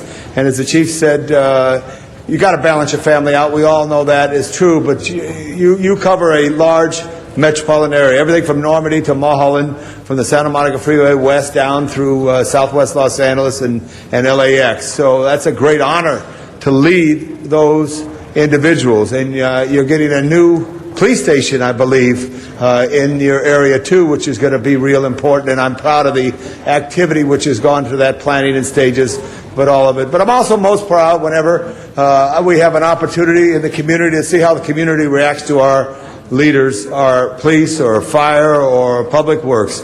And when I've been in the parade every August, there's cheers. Special cheers for you, Terry, because you represent the finest. And the Japanese American community in Los Angeles has great, deep histories. And all the history was bright, as we know, from the days after World War II. But the resiliency of the Japanese American community and their contributions to Los Angeles are great in our history. So I just personally want to congratulate you and your wife for such a proud moment. It just seemed like the other day we were at the museum for your last promotion, so time is moving quick. But congratulations, Terry. Thank you. And thank you. Thank you, Mr. LaBonge. Thank you, Mr. City Attorney. Mr. Wesson. Thank you, Madam President and members. The first thing I think I want to do for just a short second or two is commend Chief Bratton. Chief Bratton has this ability to put in place the most qualified individuals for the job. And I think, Chief, because of your special eye for talent, that's why the Los Angeles Police Department is the best, given the resources that we give you. We're very proud to have you. And to Terry, as a recipient of you, I'm very excited. And I have to say to the members, I mean, you would think you get this promotion to chief that you might have a few days of where you can just kind of bathe in the sunlight. And no, I mean, they took him from the fire pan and threw him into the fire. We had the unfortunate Jamil Shaw situation that you were on top of right next to my house, the St. Elmo's Village. We had a tactical alert. I mean, so he definitely has been tested under fire. So I'm excited about the opportunity to work with you, as I'm sure all of the seniors at the St. Ann Center are proud of you as well. So again, I'm always one phone call away from you. And Chief, the thing that's so great about him, he's always one phone call away from me. So I appreciate, I commend you, and just congratulations. Thank you, Mr. Wesson. Mr. Parks. Thank you, Madam President. Terry, just say congratulations to you, having watched your career from a baby police officer, now deputy chief. In fact, and I don't know why I was there, but I was in Gardena recently, and the Japanese community in Gardena was talking about the prospects of you getting promoted. So it's just not an LA City pride. It's all over this county that people are interested, having watched your career, your quiet demeanor, but yet your forceful ability to get things done. Having had a little role in your prior promotions, I am just so pleased to see you here and continuing the process of promoting, and also the fact that you have been so good at opening the doors for others. You've not just gone through the door yourself. You've made sure it stayed open. You've made sure that others got that opportunity, and I'm just pleased to see that you continue to strive and continue to promote, and you've made all of us proud. So congratulations. Thank you very much. I want to add my congratulations, Deputy Chief Hara. We've had an opportunity to work together, and we're very proud, as I'm sure your entire family is, of your accomplishments. And thank you, Chief Bratton. And Mr. Zine, we'll go back to you. Well, thank you very much. And first, I would like to introduce my family at this time. I'd like to introduce my wife, Gail. Where'd she go? Oh, there she is.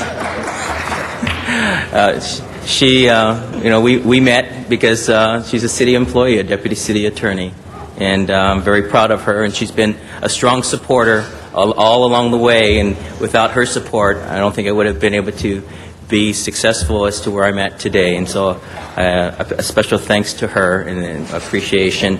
I also have my mother, Jane Hara, is here. And the thing is, when I came on in 1980, my father was here with us, and unfortunately, soon thereafter, he left us. And I'm sure he's very, very proud today. And just want to have my mother see this beautiful place of where decisions are made for Los Angeles, and to experience the celebration that we're going through at this time. So, and then my sister Chris is here. She always kept me in line when I was growing up, so I'm glad she was able to make it. Then my in-laws, Sam Takahashi, who's been very active in Councilman Wesson's district, and then my mother-in-law, Betsy Takahashi, as well. So, and we have James Okazaki, a retired assistant GM here. James, thank you for being here. Very good. I want to say thank you to everybody. I'm sorry, Chief? He's not your family. Chief McDonald, thank you again, and thank you for being here as well. Thank you. This certainly is I want to say thank you very much to the council for recognizing me, and I recognize that this is a very important responsibility as being Deputy Chief for the Los Angeles Police Department. My commitment is to reach out and work closely with the community, hand in hand, and to support not only the community but the men and women of LAPD. Along the way, I want people to see Terry Hara and also recognize that we are still recruiting at large. And I'm hopeful that particularly within the Asian community, that they recognize that they too can follow the steps and be very successful within a large organization that represents the city and this great city. And also, thank you, Chief Bratton, for giving me the opportunity for this position. I am running hard. It's very exciting. And again, I'm just deeply honored for the recognition that the City Council has given me, and also from the community. So thank you very much.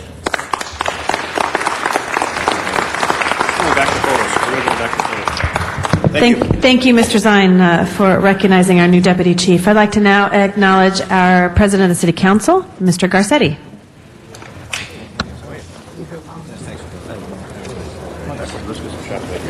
Thank you very much, and congratulations again to our new Deputy Chief. You make us so proud, Terry. And I'm joining here today with a friend who I think many of you know, Jay Valencia, who is a dear friend and a member of Círculo Pampangüeño, Gueño. No Y, no Enya, right? Gueño.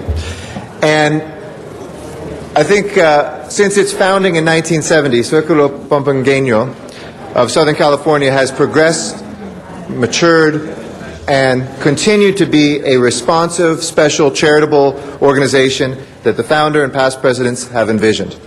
With the collective effort and dedication of immigrants from Pampanga, Philippines, a community-oriented service organization evolved, transcending just a normal social club. They foster friendship and camaraderie through donations of goods and services, serving the community here and serving the community back in the Philippines. And Surculo's motto, unity, involvement, and participation, goes to the heart of what these men and women are about. From donation drives to voter registration, free health screenings, Surculo Pampangueño embodies the care that Filipino Americans here in Los Angeles exhibit to the community.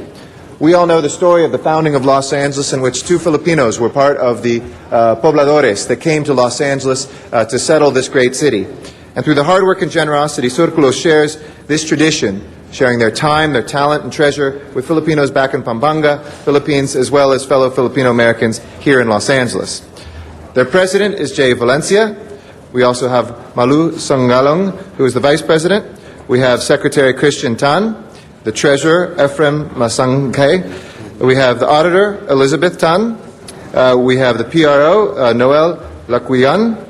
We have the executive director Luz Vaminda Diaz, the executive advisor Romeo Dison, and the names of the board of directors include, and I'll see if I can get through all of them, Louis Macumpinglak, Melita Bernabe, John Medina, Aileen Feliciano, Dante Muncal, Glenda Evangelista, Rita Gopez Najoan, Marlene Santos Quizon, Daniel Di Choco, Mike Cucueco, Alma Reyes, and Larry Pelayo. How'd I do? All right? Good. Let's give them all a round of applause for their great work.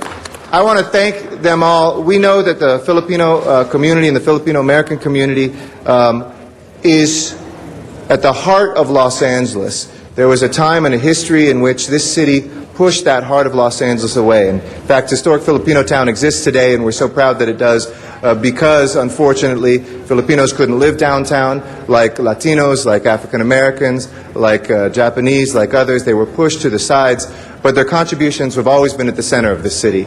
And I want to thank Surculo because you remind us that we are one circle together. No matter where we come from, no matter who we are part of this amazing city, and I look forward to swearing them each in. We're going to go into the back to do a swearing-in ceremony, but as this new group of leaders comes into this august organization that has been with us now for 38 years this year, we celebrate with you, and we know that our arms are always open here in City Hall to help you however we can. So with that, Jay, would you like to say a couple words before we head back?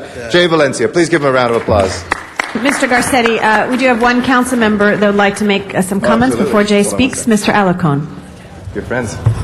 Yeah, I want to congratulate Jay and, of course, the Pampangueño organization for the work that you do. Especially, I wanted to make note of the fact that we had Filipino Health Day. Eric and I presented to the Filipino community recognition for the tremendous contributions that they have made in the health arena.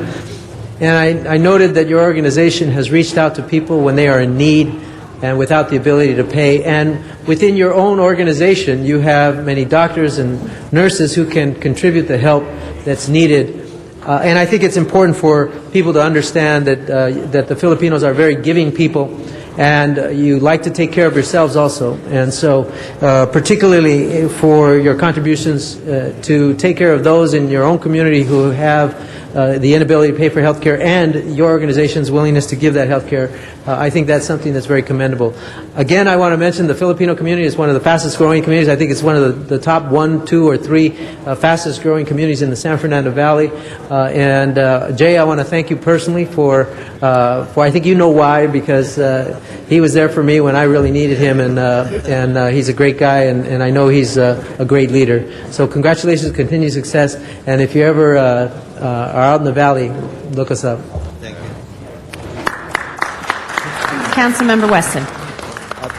Thank you, Madam President and members. I too want to get up and just give a salute to all of the phenomenal things that the contributions that the Filipino community has given to this great country, and to say that I'm proud to have as my chief of staff Charmette Bampua, who was, when I was Speaker of the House, was the highest ranking, she was the highest ranking Filipino, I think, in the history. But for me, this is personal. I just want to say to Jay, who bestowed upon me a great honor. Not too long ago, he and his wife renewed their vows, and he invited me to participate, and they gave me one of those silky, sharp shirts, and I was part of the ceremony, and that's one that I will never forget. And I will also say, we have a big fight this weekend. Anyway, congratulations. Thank you.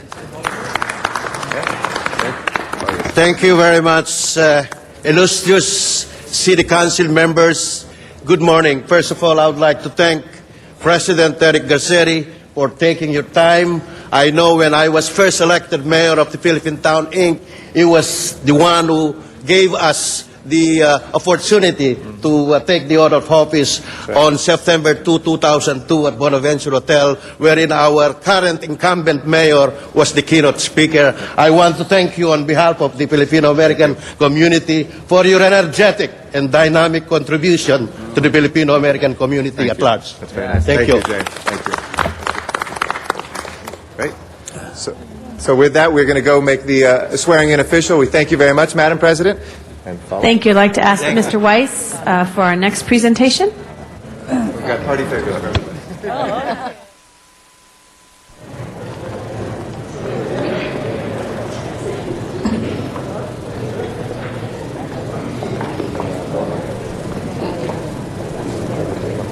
Following Mr. Weiss will be Ms. Hahn for our next presentation. After that, she will be our last presentation after Mr. Weiss.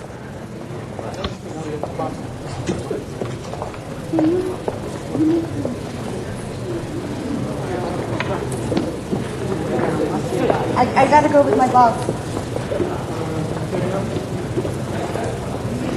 Mr. Weiss.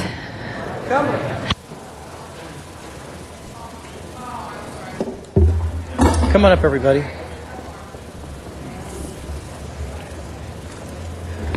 Good morning, colleagues. I'm joined by Shelley Baker and Pat Conley from the National Bone Marrow Donor Program, as well as Gil Garcia and Kathy Garcia. Gil was a bone marrow donor, and we're here to honor the National Marrow Program and to raise awareness for a drive we're going to have on March 26 and 27 in a couple weeks at City Hall for bone marrow. Although what's interesting actually is they've just sat through a number of presentations relating to people of different cultural backgrounds here in Los Angeles, and one of the major, if not the major, push for the Marrow Donor Program is getting the word out to different communities, because we need folks of all different ethnic and racial backgrounds to join the registry so that we can help save lives across the board. And that is, in fact, one of your major efforts. I want everyone who is a city employee to know that a couple years ago we passed an ordinance in LA that provides time off with pay for city workers, not just to give blood, but to donate marrow. It is an experience that is a lot less painful, a lot less burdensome than many people think it is, and it's something that any city employee, if you should be selected from the registry, will, now has the ability to do free to them. It's just the one thing I want to say before I turn it over to we're going to hear from Shelley and from Mr. Garcia is it's not quite like giving blood. I mean, giving blood is an easy thing to do. Putting your name in the registry is an easy thing to do. But when you put your name in the registry, what people need to understand is you're consenting to be on call. And the expectation is that if you get the call, presumably you would go through with the transplant. So people just need to take that extra moment of thought before they put their name in. At the same time, it's a very, very valuable and worthwhile thing to do. So first we're going to hear from Shelley Baker and then from Gil Garcia. Shelley? Good morning, council members, and thank you for giving me this opportunity to tell you a little bit about our program. At the National Marrow Donor Program, we work with patients that have been diagnosed with life-threatening diseases such as leukemia, lymphoma, and over 70 other diseases that would benefit from a marrow or stem cell transplant. Right now, there are about 6 million people on the registry, and a lot of times people think that that's quite a large number and there's no need for them to register to become a donor. But the sad fact is that every day about 6,000 patients look to the registry trying to find a match that they need, and only 3 out of 10 are able to find that match. They need to find someone that's of their similar race and ethnicity because that is where you would most likely find a match. And like Councilmember Wise mentioned, there is a great need to build the registry of ethnically diverse people so that more communities can be assisted with a marrow match. We're very thankful to be able to partner with the City of Los Angeles by collaborating with the upcoming blood drive. We will be registering folks there to become marrow donors, and I hope that all of you will consider coming to the drive or consider maybe having something in your districts where we can reach out to the community. So again, thank you. Thank you. Thank you, Shelley. We're going to hear from Gil Garcia, who's going to talk us about his personal experience. Gil? Thank you, Councilmember West. And thank you very much to the City of Los Angeles for this proclamation. In the mid-1990s, a local campaign was launched to find the matching donors for 2 sons of a local firefighter. Along with hundreds of firefighters, law enforcement officers, and civilian support personnel, I stood in line to get tested for the National Marrow Donation Program. One evening, years later, I returned home from work and found a letter stating that I was a possible match for a 4-year-old little boy. Following additional blood tests and physical exams, it was determined that I was a right match and arrangements were made for my donation. In October 1998, with my family on my side, I was able to make my donation, and soon after, my bone marrow began to grow inside 4-year-old Hugo. Since that day, I've been asked to describe my experience. Of course, people always asking about the pain, the recovery, and the willingness to donate again. I will not deny that there was some pain and some discomfort, but it was not unmanageable. Within a few days, I was feeling at least 90%, and within 4 days, I was back to work. 2 weeks after the donation, I was contacted by the Marrow Donation Program to see how I was doing and to ask if I would like to return to the list. I learned that when you donate, you're removed from the list unless unless you give permission to return the list. Before the young lady could finish her statement, I emphatically said, yes, please return me to the list. As I mentioned before, yes, there is some pain and discomfort for a short period of time, but this pales in comparison to the opportunity for life that the donation gives. I am sad to announce that my recipient, Hugo, passed away 8 months after the transplant. Despite the growth of my bone marrow, his body was able to fight an infection. Though Hugo is not with us today, his mother knows that my donation gave her 8 more months to enjoy him, including letting him celebrate a birthday. Let me take this opportunity to say that I'm proud to be a donor, and I'm proud to be currently on the list. I thank my family and friends for their support and decision to donate. I thank the National Bone Marrow Donor Program for the work they do daily to find donors and to match them to recipients. I pray for the opportunity to donate again and again. Thank you. Thank you very much, Gil. And I didn't know that about being taken off the list. So will you look, please? Thank you very much. Thank you, and thanks, Jack, for what you did personally as well on this issue. Thank you all for being here. Our next presentation is by Ms. Hahn.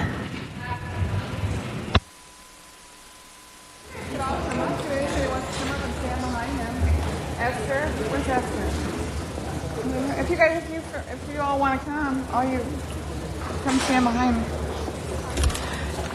Thank you. Colleagues, today we're honoring the retirement of Postmaster David Williams, who was the postmaster at the Wilmington Post Office for 39 years. Thank you, Tom. And I'm very delighted to have David here and his wife Joanne, as well as some members, distinguished members of the Wilmington community. David became the 21st postmaster of the Wilmington Post Office in 1986 and recently retired this past February. He is the longest-serving postmaster in the 144-year history of this Wilmington Post Office.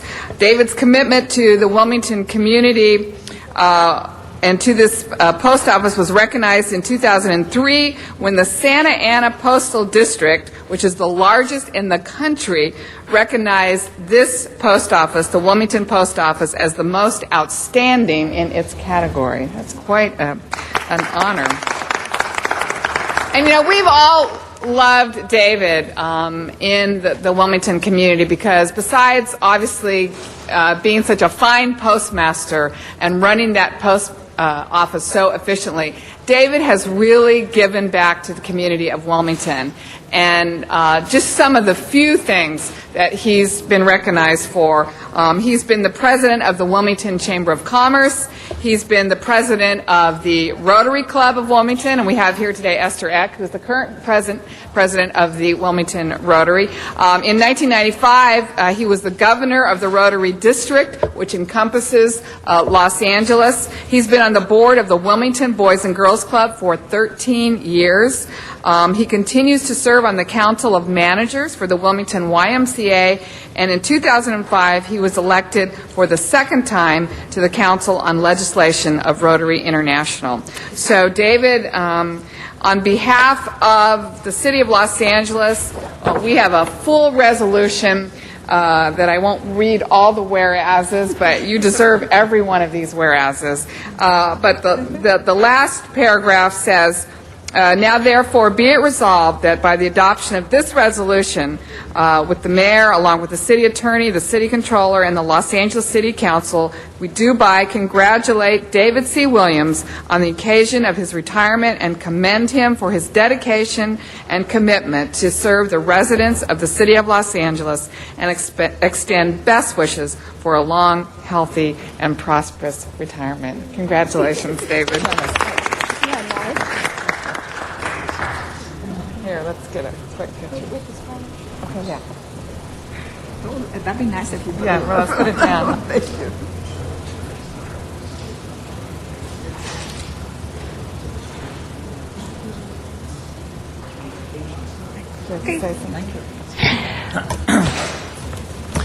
Well, I would like to express my gratitude to Councilwoman Hahn and to the City Council for this acknowledgement. And express publicly my appreciation to my wife Joanne for putting up with me and the demands of the job for some 39 years with the Postal Service, and it's actually only been 21 in Wilmington.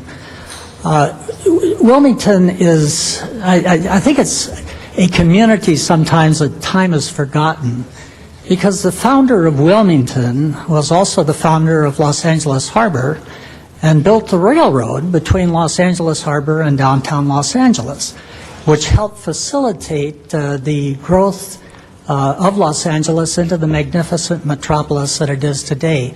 So we're very proud of the history of Wilmington, and I am very grateful to have had this opportunity to serve as a representative of the Postal Service in Wilmington. Thank you very much. Thank you.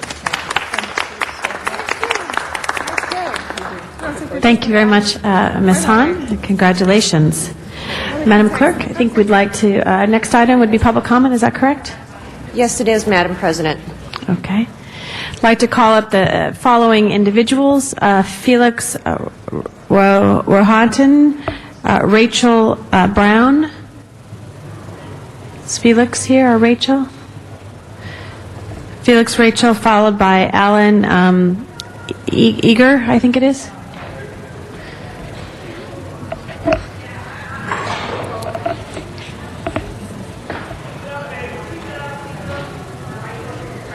Yes, Felix?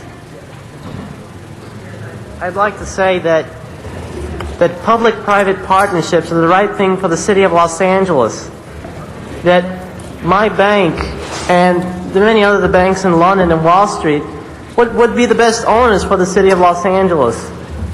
So I'd like to propose the privatization of the city of Los Angeles.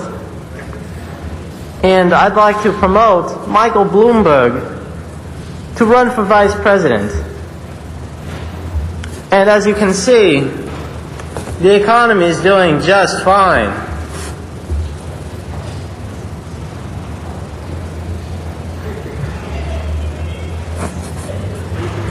I just want to say a few things here. I'm Thank kind of you. nervous here. Is this know, are you Rachel Brown? Oh, Rachel Brown's next, okay. Yes. Oh, sorry, I didn't mean to cut ahead. If you could, please, those that let her speak, please. Go ahead. Go ahead. Thank you, Arnold. Hello. As Madam Miss Leadership, Speaker of the House, I would like to recommend you all to meet my friend Felix Rohatyn. He is the bridge between Wall Street and the Democratic Party. So don't worry, there's not a budget crisis. All we have to do is bring Wall Street back into government, like Mussolini did. It's perfect. Madam President, I don't believe she's speaking about matters within the subject matter jurisdiction of the City of Los Angeles. Well, I know we have a budget problem here. So I just want to remind you all, don't forget about Wall Street in this. Arnold Schwarzenegger and Bloomberg, they're doing a great job. Don't worry about impeachment. Just keep going the way we're going. Things will be okay. Thank you. Alan? Okay, this is the show here. You know, I am very nervous right now. I feel like I'm calming. But, you know, when I'm in front of people, it's like I'm doing that, you know. So anything that you hear from me today, it's like I'm calming. Now, the thing is, I have to be fiscally responsible. And the way I'm going to be fiscally responsible today is that I'm proposing for Los Angeles, the city of Los Angeles. You know, I'm going to turn it into Arnold Schwarzenegger land soon here. But the city of Los Angeles, every freeway and every tollway will be privatized. That's what I'm proposing for today. And George Shultz told me to do this. So he runs me. We go way back. So what I want to propose for California-landia is a return to Mussolini corporativism.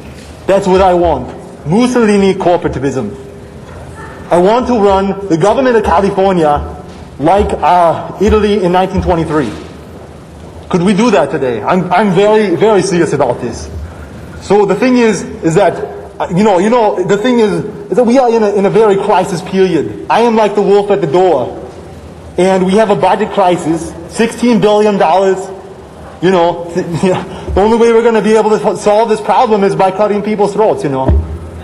So the thing is the economy is in trouble. So we need to cut spending. We need to cut the budget. We need budget cuts all across the board, and we have to do it.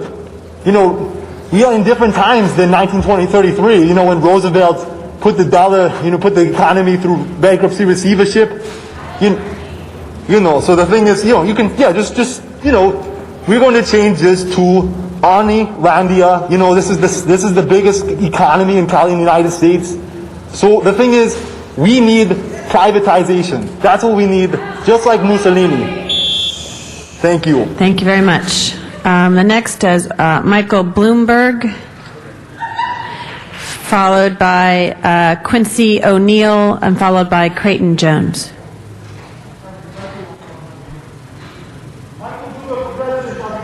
Hello, everyone. Hello. So I'm Michael Bloomberg, and I'm not here to announce anything about my candidacy. I just wanted to make a few short comments about how the city can fill its budget shortfalls, how the state can embrace the advantages of the private sector, as Arnie had spelled out. I was here a month ago giving a press conference with Arnie. We were over at the 110, the 105 overpass. We were talking about infrastructure.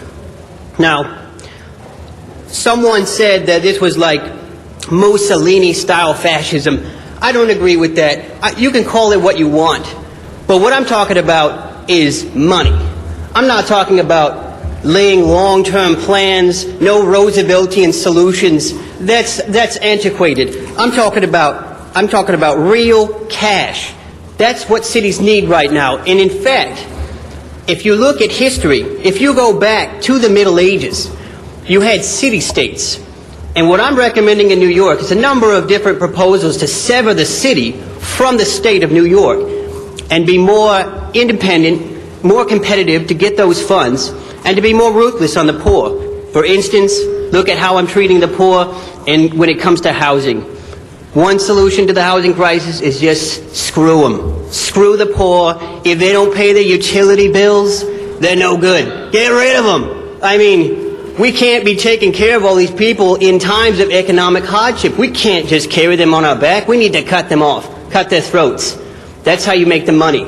So, you want to talk? Let's talk. I'm here to help. I'm not here to announce anything. I'm here to just circulate ideas, and I think they're going to work. They worked in the dark ages. They'll work now. Thank you.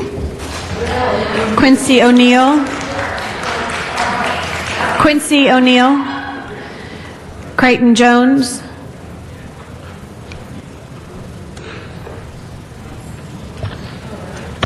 Hi, I'm a member of the Lyndon LaRouche Political Action Committee. Just state your name for the record, please. My name is Amit Atchison, speaking on behalf of Quincy O'Neill. And we're here to call on the City Council to adopt Mr. LaRouche's Homeowner and Bank Protection Act of 2007 to save the homeowners and the banks.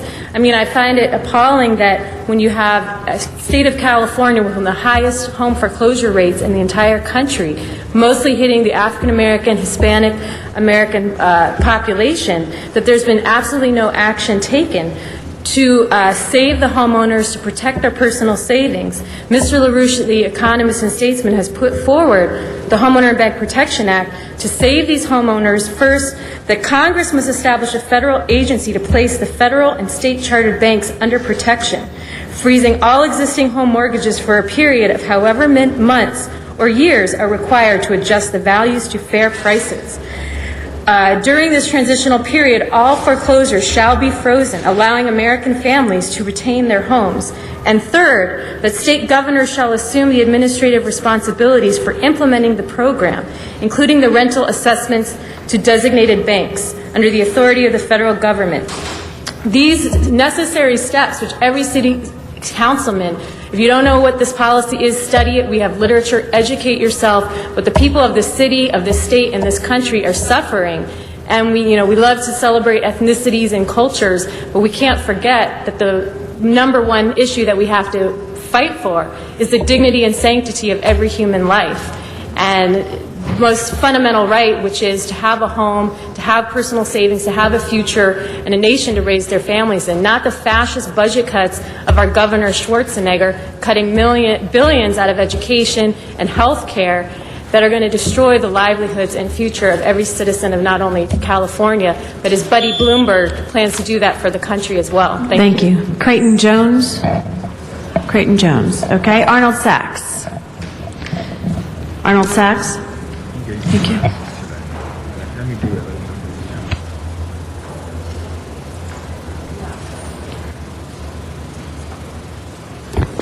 Good morning, council members. Welcome back, Arnold Sachs. I'm going to talk about 2 or 3 items today. One of them, a couple of months ago, there was an article in the LA Times regarding DWP's lactation program. It went on to say the positives are improved employee morale, reduced absenteeism among new mothers. The Port of Los Angeles and LAWA, 2 other city agencies with their own budgets, do not have these programs available. I was wondering, do any of these agencies with their own budgets have a program or are considering moving forward with a program to eliminate employees smoking, city employees smoking on and off the job? The positives would be improved employee morale, reduced absenteeism due to illness, and reduced medical costs to the city due to any kind of illnesses that they may contract in the future. I think it's a well worth looking into by the city based on the budget. It would definitely help with today's budget cuts. Then I'd like to talk about the Grand Avenue project. It recently received new infusion of funding approved by both the City of LA and the County Board of Supervisors. It seems the project was delayed by a lawsuit filed by the owner of the Bonaventure Hotel. He argued that the Grand Avenue project would violate previous redevelopment plans.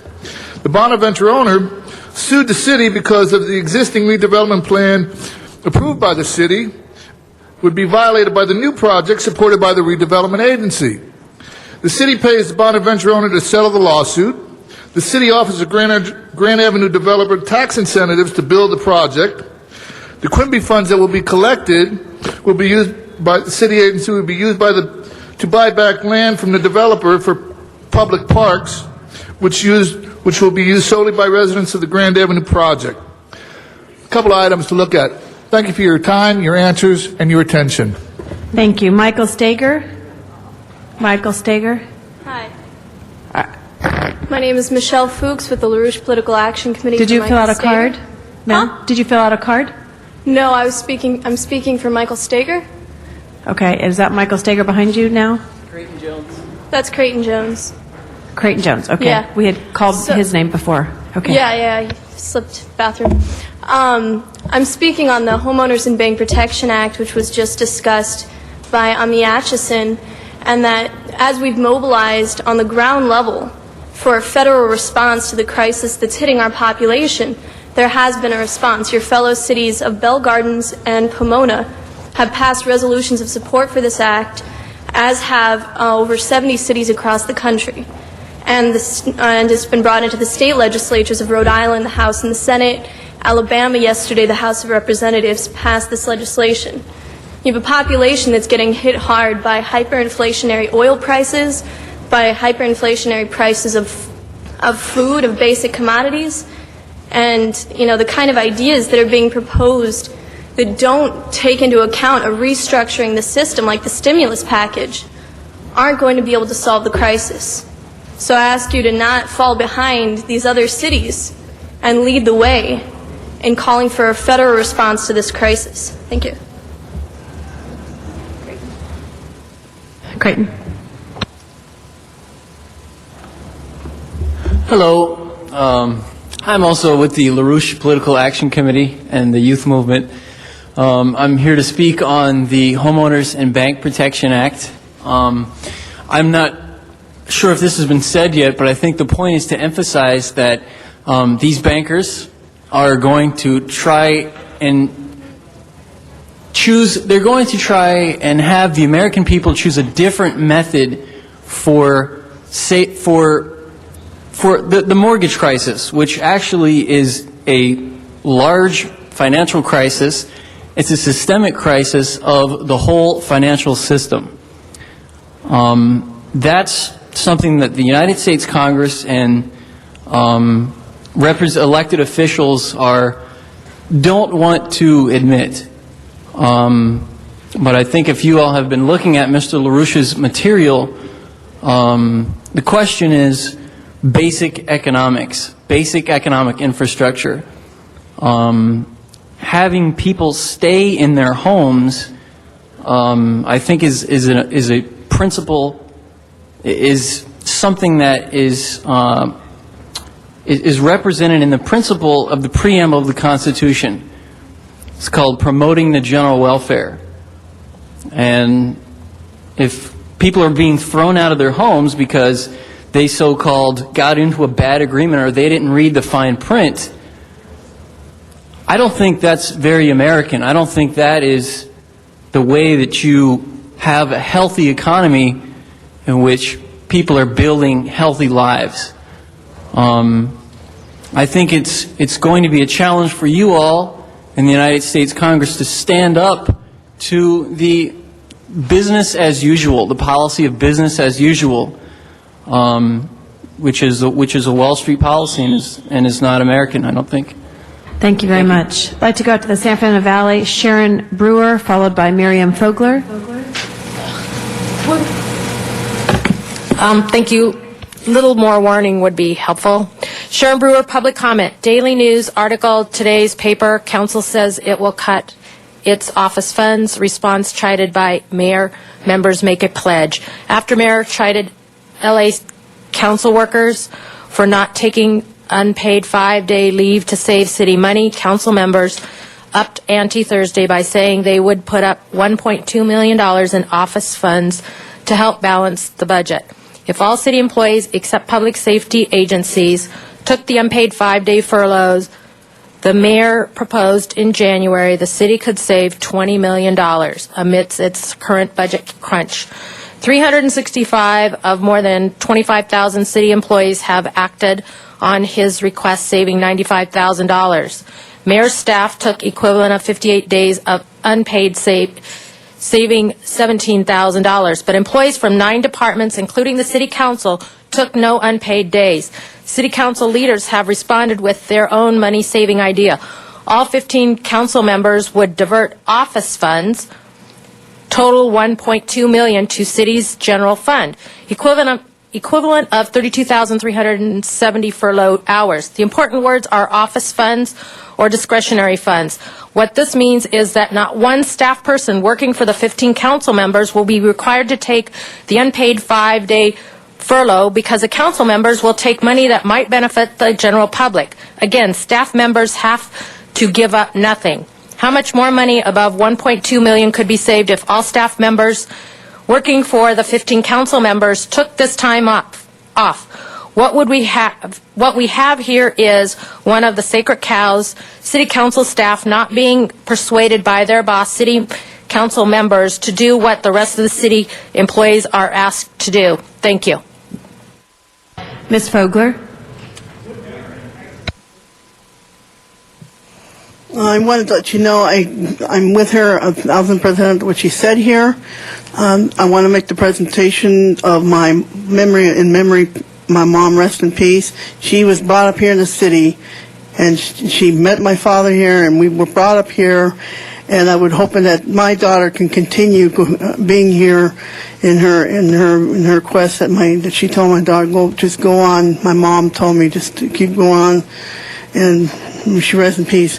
What I'm saying is that the city needs to take the bull by the horn and realize that they cannot just spend whatever they want, like what Sharon said.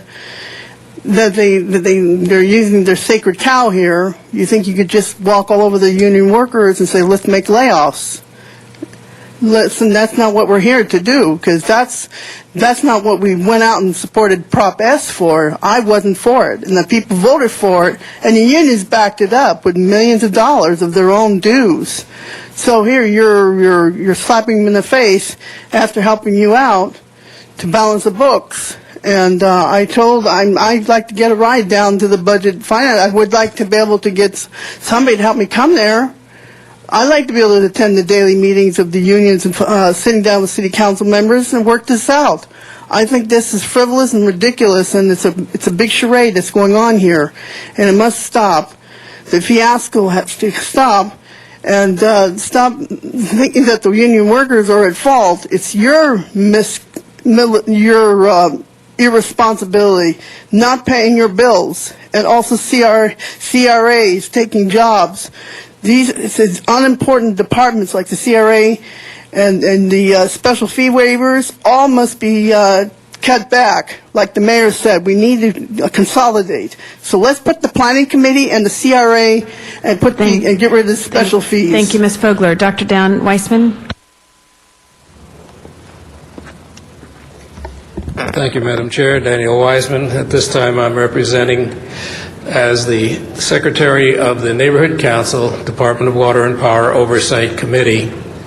And in that role, it was my responsibility to gather the 75 members of that committee who have a direct connection with the Department of Water and Power in reviewing their actions. Our actions have been reviewing, of course, the water and power rate increases. You have on your desk letters to 4 of our city council members, Mr. Cardenas, Ms. Gruhl, Mr. Mr. Zine, and Mr. Smith, and you will be receiving letters from others indicating that 60 of our 75 members have gone on record. The largest, I think, outpouring of neighborhood council concerns to say to you, city council members, and I'm so glad to see your bright eyes paying close attention to what I'm saying. Yes. Thank you, Ms. Gruhl. this is a major issue. It's going to affect our poorest and our middle-class people very greatly. And we advise that the Department of Water and Power, like the city, has a lot of problems to be addressed before the neighborhood councils can support the rate increases. In addition to that, you will see another article in today's City Watch from Jack Humphreyville, who's been very instrumental in gathering the data to show that these rather minuscule rate increases that the department is asking cannot have the effect that really is needed to improve our Department of Water and Power. I urge you to join us at the press conference on Monday at 1 o'clock on the north steps of the City Hall, when the Oversight Committee will be giving a full view. I want the press to know that we have information for them. I want the City Council members to know that we intend to be at your combined meeting on Monday afternoon, and especially on next Wednesday when you take the issue up. Thank you, Dr. for letting me run over. I love to run over, as you know. I know that. Thank you, Dr. Weissman. That closes public comment. Madam Clerk, next item. Next item is item number 15, and that was called special by Council Member Zine. Mr. Zine. Thank you, Madam President. We are trying to get some answers from the City Attorney's Office, so I request at this time, before we continue, we hold it on the table. Hold on the table. Okay, we'll hold that one on the table. If we don't get those answers by the time we conclude, then we'll continue it. Okay, thank you. Next item, Madam Clerk. Next item is item 23, and that was called special by Council Member Hahn. Ms. Hahn. Thank you. And I think there's two people here from the Port of Los Angeles. I thought you might just want to come up, Chief Ron Boyd and Mike Christensen. Colleagues, this item has two components. One is I asked for a project labor agreement to be included in the building of the brand new $40 million and counting Port Police building in the harbor. And then the other part of it, colleagues, was I think the Port of Los Angeles should have a project labor agreement in place so that from now on, every construction project on port property would automatically have a project labor agreement within it, so every time we didn't have to talk about it and hold up the project. They were a little nervous because I actually held up the okaying of moving forward on the Port Police building until I felt sure that we had a project labor agreement within that facility. So there's 2 points. So maybe first, Chief Ron Boyd, you can talk to me a little bit about the Port Police facility, talk about why it's important, and talk about how we move forward with a labor agreement in this facility. Councilmember Hahn, please. Thank you, members of the council. Good morning.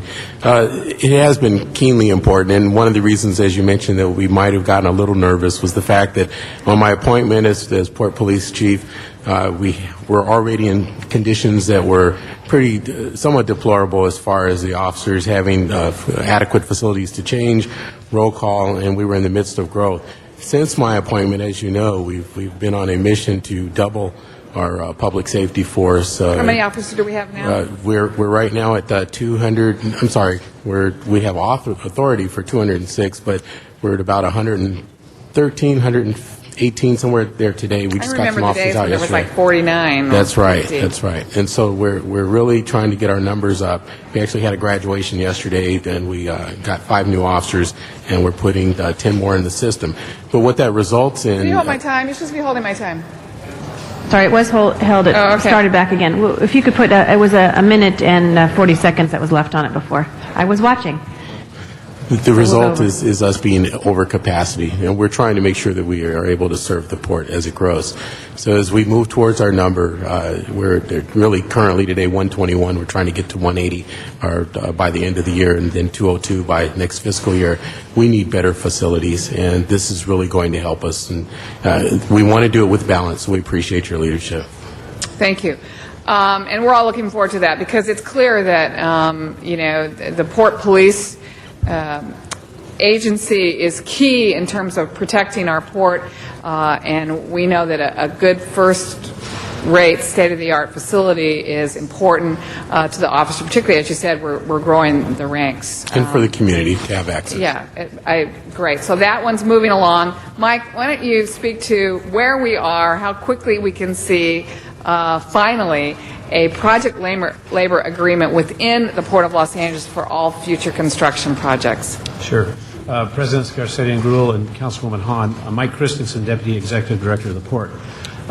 We have made a decision at the Harbor Department that we are moving forward with a project labor agreement that blankets all of our projects. Up to this point, our PLAs have all been project specific.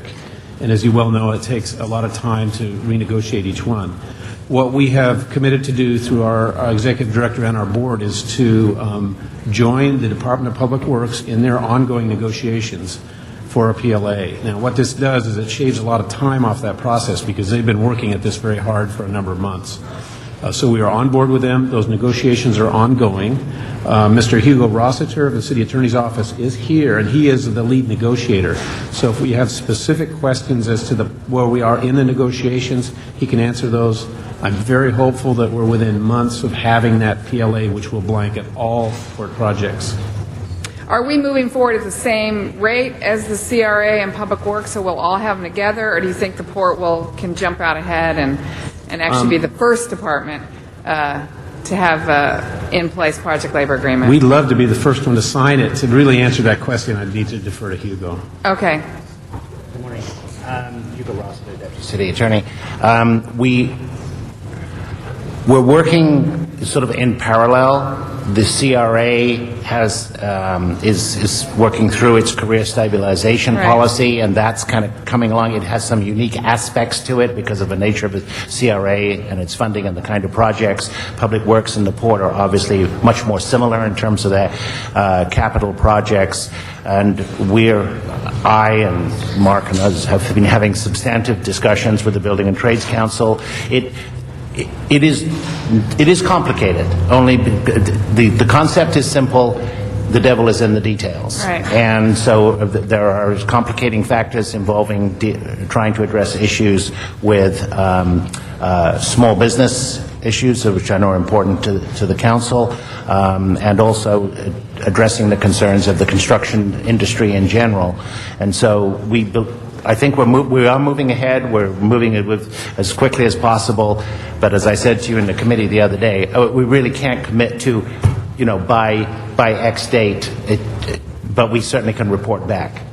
Right. The problem is when you can't commit to X date, there's a sense that no one's really pushing the process, and there's no deadline that you're actually. Well, we could reach a project labor agreement in about 5 minutes. If we just simply agreed to sign whatever was put in front of the port and in front of the Public Works, and quite honestly, that's simply not. Okay, let me ask this. It does seem like CRA and Public Works might be a little more complicated than the Port of Los Angeles. Actually, no, I don't think that's the case. I think you said CRA was a little more complicated. CRA has a different constituency, it's a different process. But the Public Works PLA concept and the Port PLA concept are essentially the same, except we have to decide what is the threshold, so to speak, which is to what size projects will it apply. And other aspects. So is the Port of Los Angeles going to be tied to the ongoing negotiations with CRA and Public Works? I guess what I'm asking is if there was a way you could, if there was a moment in time that it looked like, one was going to be stalled for the other, and we could sort of release the Port of Los Angeles into... Nobody is holding the port hostage, I assure you. Okay. And in fact, there is great advantage in trying to negotiate a project in which, quite frankly, we're bringing to the table, literally over a multi-year period, the prospect of billions of dollars of work. Right. I mean, it's very substantial. Right. And I think that's good, and we really appreciate that, and we think it'll be great when CRA and Public Works has that. I think it would be really special if the Port of Los Angeles became the first entity that actually did sign the project labor agreement. I think symbolically, for the harbor area particularly, Wilmington, San Pedro, as well as all the men and women who work on the docks. I mean, certainly that is a labor town.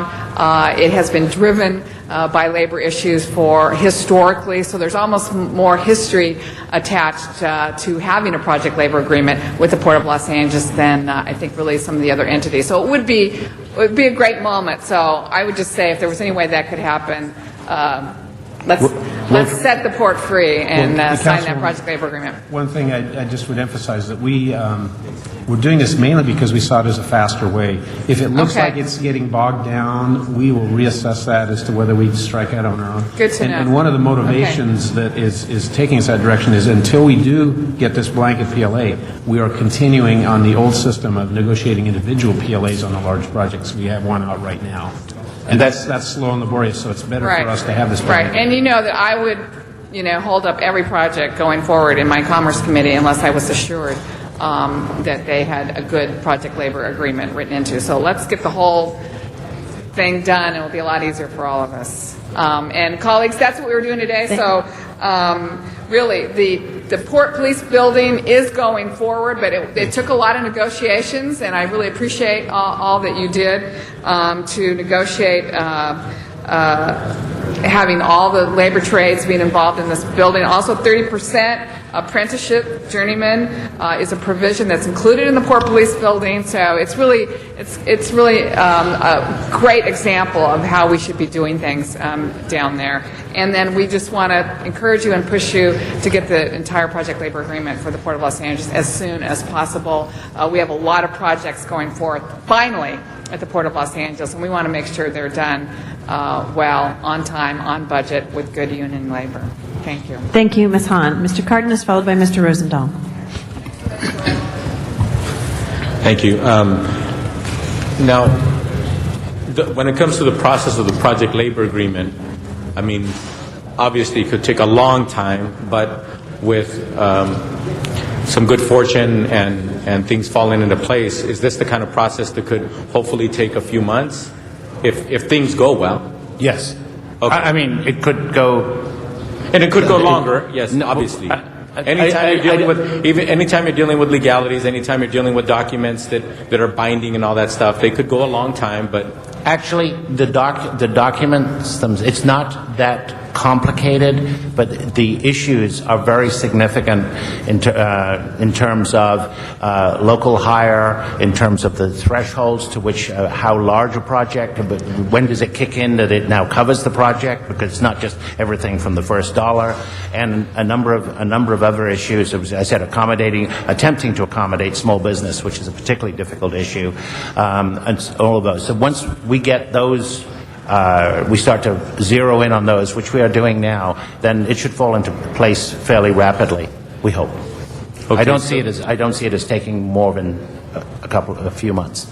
Okay, so a few months is a good, hopeful, realistic time frame to hopefully close this. Yes, because the alternative is that we have to keep negotiating individual project labor agreements, which involve the exact same, many of the same issues are one by one, as we're doing right now with the Berth 145, 147, and it's the same negotiation, so you might as well do the whole thing at once.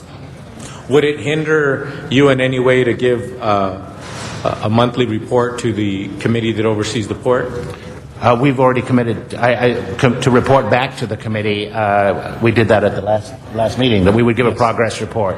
So to give, for example, periodic progress reports, yes. I just wanted to clarify, obviously everybody wants to move forward, but I don't want to suggest anything that would impose something that would cause delays. So giving reports isn't something that caused delays? No. Okay. Not at all. Wonderful. Well, I'd strongly suggest, Madam Chair of that committee, that, have those reports. Hopefully in that dialogue, maybe some little triggers will hit or what have you, and some good dialogue might lead to maybe helping bring it to fruition faster. Thank you. You're welcome. Thank you. Mr. Rosendahl. Yeah. Thank you, Madam President. Good afternoon, gentlemen. Good afternoon. We care about timing, of course, and we care about people.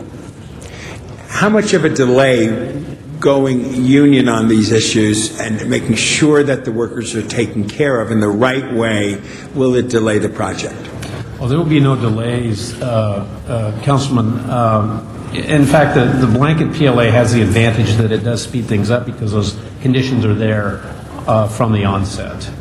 So really, there's no delay in Good. going So it's a no-brainer for me. We want living wages. We want unions. We want the strength of protecting workers. And we believe in America. As we start slipping into a working class and no more middle class, it's to the detriment of our great nation. And so I'm 100% happy to hear that there'll be no time delay and people come first. That's all I want to know. Thank you so much. Thank you. That being the last speaker on the queue, Madam Clerk, please open the roll on this item, close the roll, and tabulate the votes. 11 ayes. That item has been approved. Congratulations. Thank you. Next item. Next is item 26, and that was called special by Councilmember Parks since there was a substitute motion, which has since been distributed.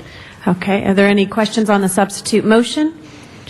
If not, Madam Clerk, please open the roll, close the roll, and tabulate the votes. 11 ayes. Thank you. And Madam Clerk, on item number 27, there's been a request for that to go forthwith. Next item. Next is item 41, and that was called special by card from the public, as well as for item 41H, there is a substitute motion that's been distributed. Okay. We have a first speaker is Mr. Arnold Sachs. We will then be going out to the Valley with Ms. Brewer and Miriam Fogler.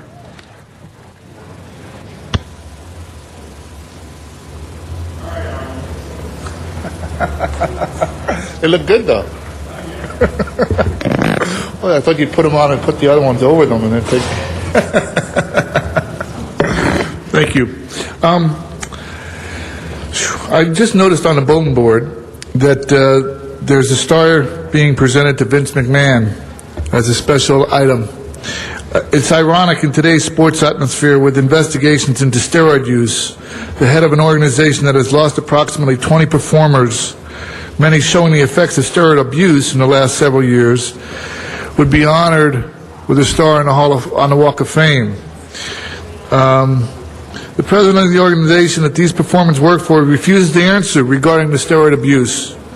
Maybe one of the council members will move that O.J. Simpson will receive a star for his relentless pursuit of the killers on the golf courses throughout southern Florida. Thank you for your time, your attention, and your answers. Thank you. Sharon Brewer in the San Fernando Valley, followed by Miriam Fogler. Sharon Brewer, item number 41, special event fee waivers, City Council Sacred Cow. 13 total, 12 with amounts, $26,056, 1 no amount, 4 after the event. Most of the fee waivers involve Department of Transportation, street services, and street closures. Item number L, March 13th, 2008, no amount given, Meet the Browns, a CD13. The sponsor is 1540 Productions, 6 p.m. to 11 p.m. Contact person is Jimmy Paola. This person has 41 council files between January 15th to March 12th. A question is, why isn't this a reimburse the city event like the previous ones are? M, CD13, October 4th, $3,034. Leather meets the lace, Playboy Mansion. Leather, I assume, refers to the motorcycle riders involved in the event, and the lace would be the Playboy bunnies, maybe. Is this event a private or open to the public?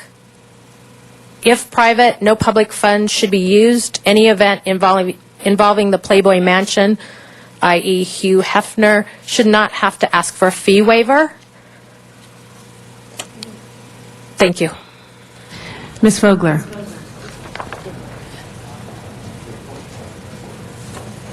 Yes, I concur with her absolutely on that too. She just hit it right on the dot here. And this is your sacred cow, obviously, and the CRA, your Grand Avenue project. It's not probably going to cost millions, it's going to cost billions.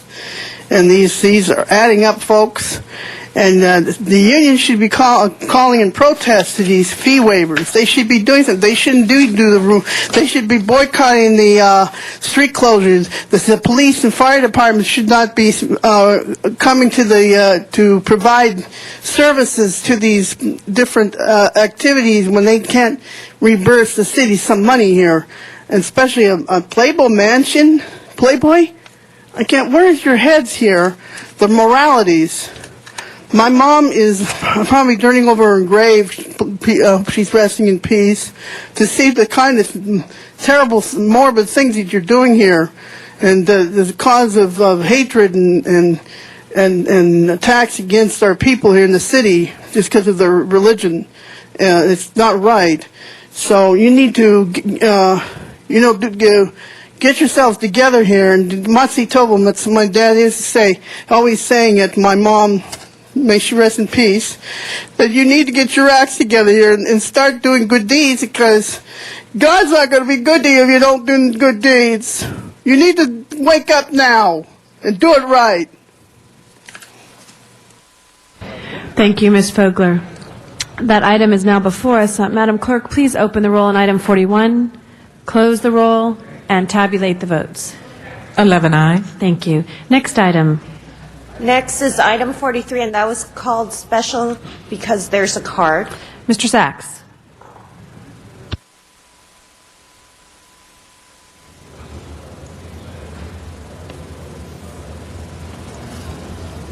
Good afternoon. Thank you very much. Very quickly on 43, since you're using this funding from the council districts or the neighborhood councils, could some of it be applied to using to construction of bus benches for the public? There seems to be a huge void in the amount of benches that are available for the bus riders, none of which you would know about because you don't take the bus. But if you happen to try to catch an MTA bus, and you're lucky enough to be there when it shows up, you would notice that very few of the bus stands have bus benches. I don't necessarily mean that they need to be enclosed bus benches, but maybe there's some that are available that would be made of steel that somebody could sit on while they're waiting forever for the MTA bus to show up. Thank you for your time, your attention, and your answers. Thank you. That being the only speaker card, Madam Clerk, please open the roll on this item, close the roll, and tabulate the votes. 11 ayes. Thank you. Next item. Next is item 47, and that was called special since there is a card. Yes, Ms. Miriam Fogler on the San Fernando Valley, item number 47. Yes, folks, we're here again, and you know what the hate of these monsters are attacking the Jewish Center and attacking doing the swastikas is because there's a lot of people who want to make people make them scapegoats. So because they figure this is an easy way of hating some group because of their religion. And I don't tolerate this, and I will not allow my guns to be confiscated. I had my father's side were all slaughtered in the Holocaust, and I'm not going to allow this hatred to go ahead and flourish, because I will not allow it to. I will defend myself. I will defend my family. Defend everything here that's right from God. And my mom, bless her beautiful memory, she devoted her whole life to God, and my dad, he does too, and my sister Diane, and my brother. They all are part of the whole family here, and we're not going to allow this hate to win, because we're not going to surrender to them our lives and our guns and and we're going to make sure that justice prevails here, and then Nazi Tovim will continue to reign and to stop this hatred, this hatred by standing up to them and not let them push you around and think that they can have another Holocaust and round you up and take you to concentration camps. Well, think a second.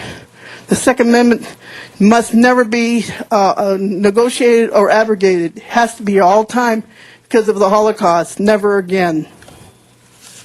Thank you. Mr. Cardenas.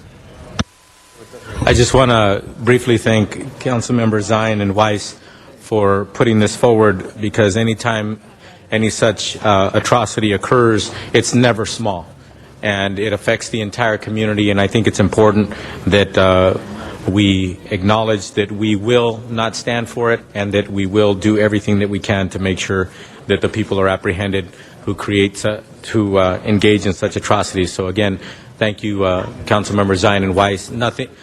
Something like this is never too small. Thank you so much for putting it forward. Thank you very much. Next item.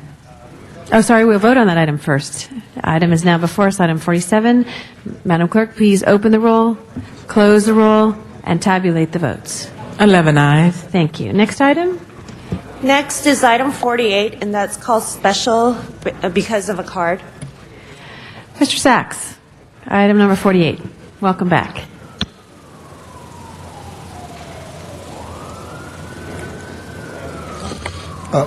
Good afternoon. Thank you again.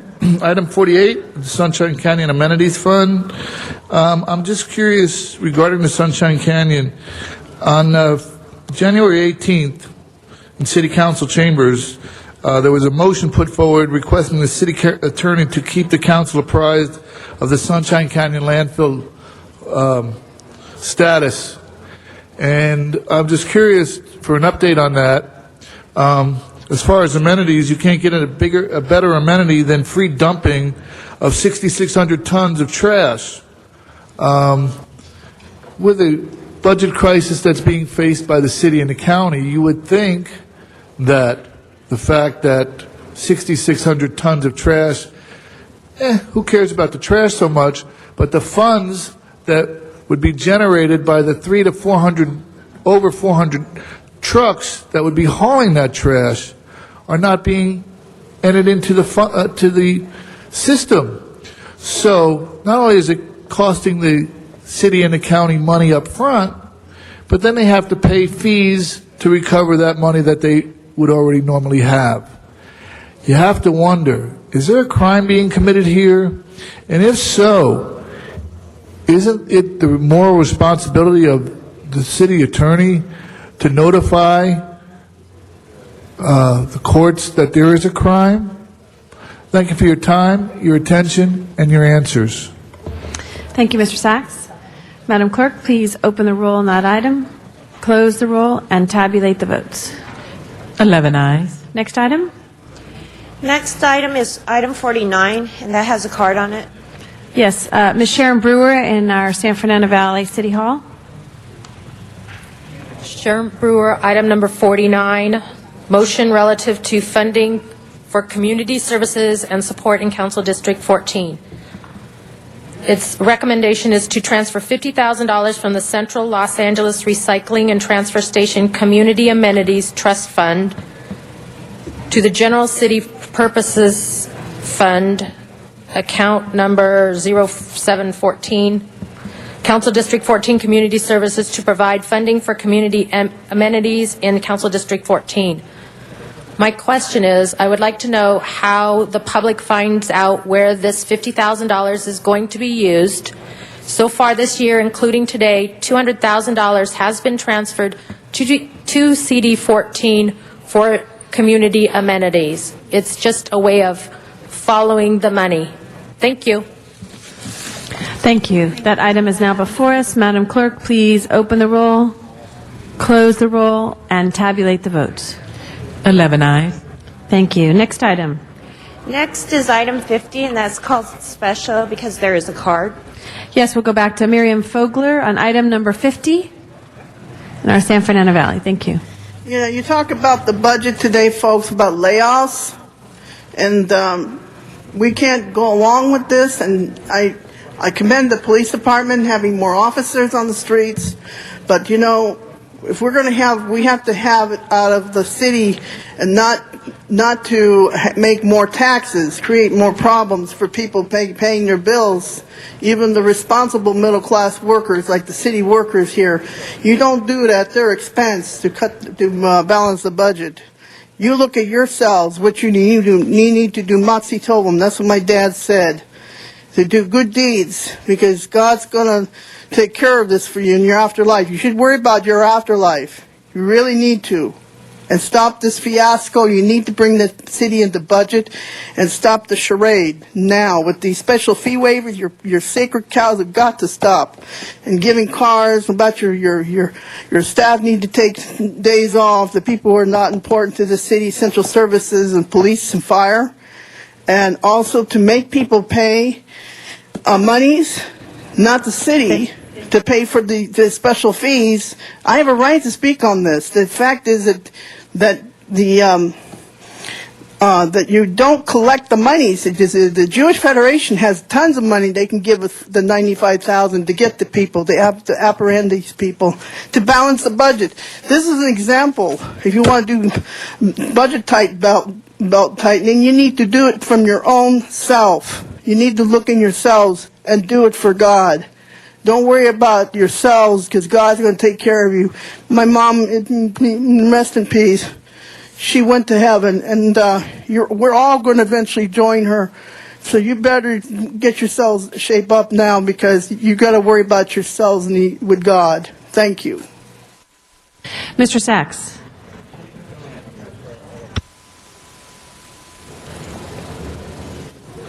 Good afternoon. Again, thank you. Arnold Sachs. Very quickly, at a previous meeting I asked, I believe it might have been at the Rules Committee, maybe it was even here, about businesses changing their names. Would they be included in this findings with the new amendment that you're trying to make? And also, I'd like to point out, or question, not making any light of what's recently happened in New York State, but this is affecting the city of L.A. In the L.A. Times from the 11th, part of the article stated that through the affidavit detailed one tryst at the Beverly Hills Hotel, business wasn't great in Los Angeles. One booking agent complained, "I don't know if you're going to be advertising, but it's just really, really slow in L.A. We have lots of girls there now. We need calls." Would these calls fall into the part about complying with the BTRC part of your program? And I'd also like to know... If you could conclude, Mr. Sachs, thank you. Oh, very quickly. There was an article in the LA Times regarding the Linwood. One of the... if you could, your last sentence. The city council member was accused of using a city credit card for personal entertainment. Thank you very much, Mr. Sachs. Thank you very much. Your time has been up. That was in Linwood, as you noted. Madam Clerk, if you could please open the roll on this item, close the roll, and tabulate the votes. 11 ayes. Thank you. Yes. I think before we go to Mr. Zine, if we could go to the Rule 23 introduced by Mr. Garcetti. Mr. Zine, we're going to go to Rule 23 before... We're going to continue that item? March 26th. March 26th. We've consulted the city attorney, and we all agree we'll continue it and to resolve it at that time, March 26th. Item number 15. Okay, Mr. Dion? Thank you. Thank you. Okay. Yes, Mr. Garcetti. Could the city attorney conduct on the findings. Thank you, Madam President. I'll recite the facts as presented to me by the maker of the motion for the council's consideration of the adequacy of the findings. On March 6th, 13-year-old Anthony Escobar was shot and killed on North Bonnie Bray in Echo Park. Immediate action is required to offer a reward for information leading to the arrest of the suspect or suspects for the safety of the community. Council must first make findings pursuant to Government Code Section 54954.2 before considering the substantive motion. Thank you. If we could vote on the findings, Madam Clerk, please open the roll, close the roll, and tabulate the votes. 11 ayes. Thank you. Now to the item, Mr. Garcetti. Thank you very much, Madam President, and Colleagues, we're all sick of having to do this. We're sick of having to stand up and ask for reward motions for finding the killers of young men and young women in this city who have taken our most precious assets, our youth, away from us. But today I stand with that heavy heart again, following a candlelight vigil last night, a burial yesterday, and a press conference that we had to announce a $25,000 reward to try to find information leading to the identification, apprehension, and conviction of the person or persons involved in killing Anthony Escobar. 13 years old, Anthony Escobar was killed when he went to go pick some lemons outside his house. And his uncle, who I was with yesterday, went outside when he didn't come back and found him dead in the driveway. We have a little bit of information, but I know this neighborhood well. I've walked it many times. It's in my own neighborhood of Echo Park, but it's also a neighborhood in which I've gone door to door since I've been elected, just talking to neighbors and hearing so much of the progress we have made to make Echo Park a safer place. But we also heard an undercurrent of people who were frustrated at the tenacity of the gang problem in the area. We had gang workers, we have folks working at El Centro del Pueblo to engage our youth, but they were not able to stop the killers of Anthony Escobar. If there are people who are out there who are watching this and listening who live in that area just to the west of Echo Park Lake, south of Sunset, and north of the 101 freeway, any information you have, we need it.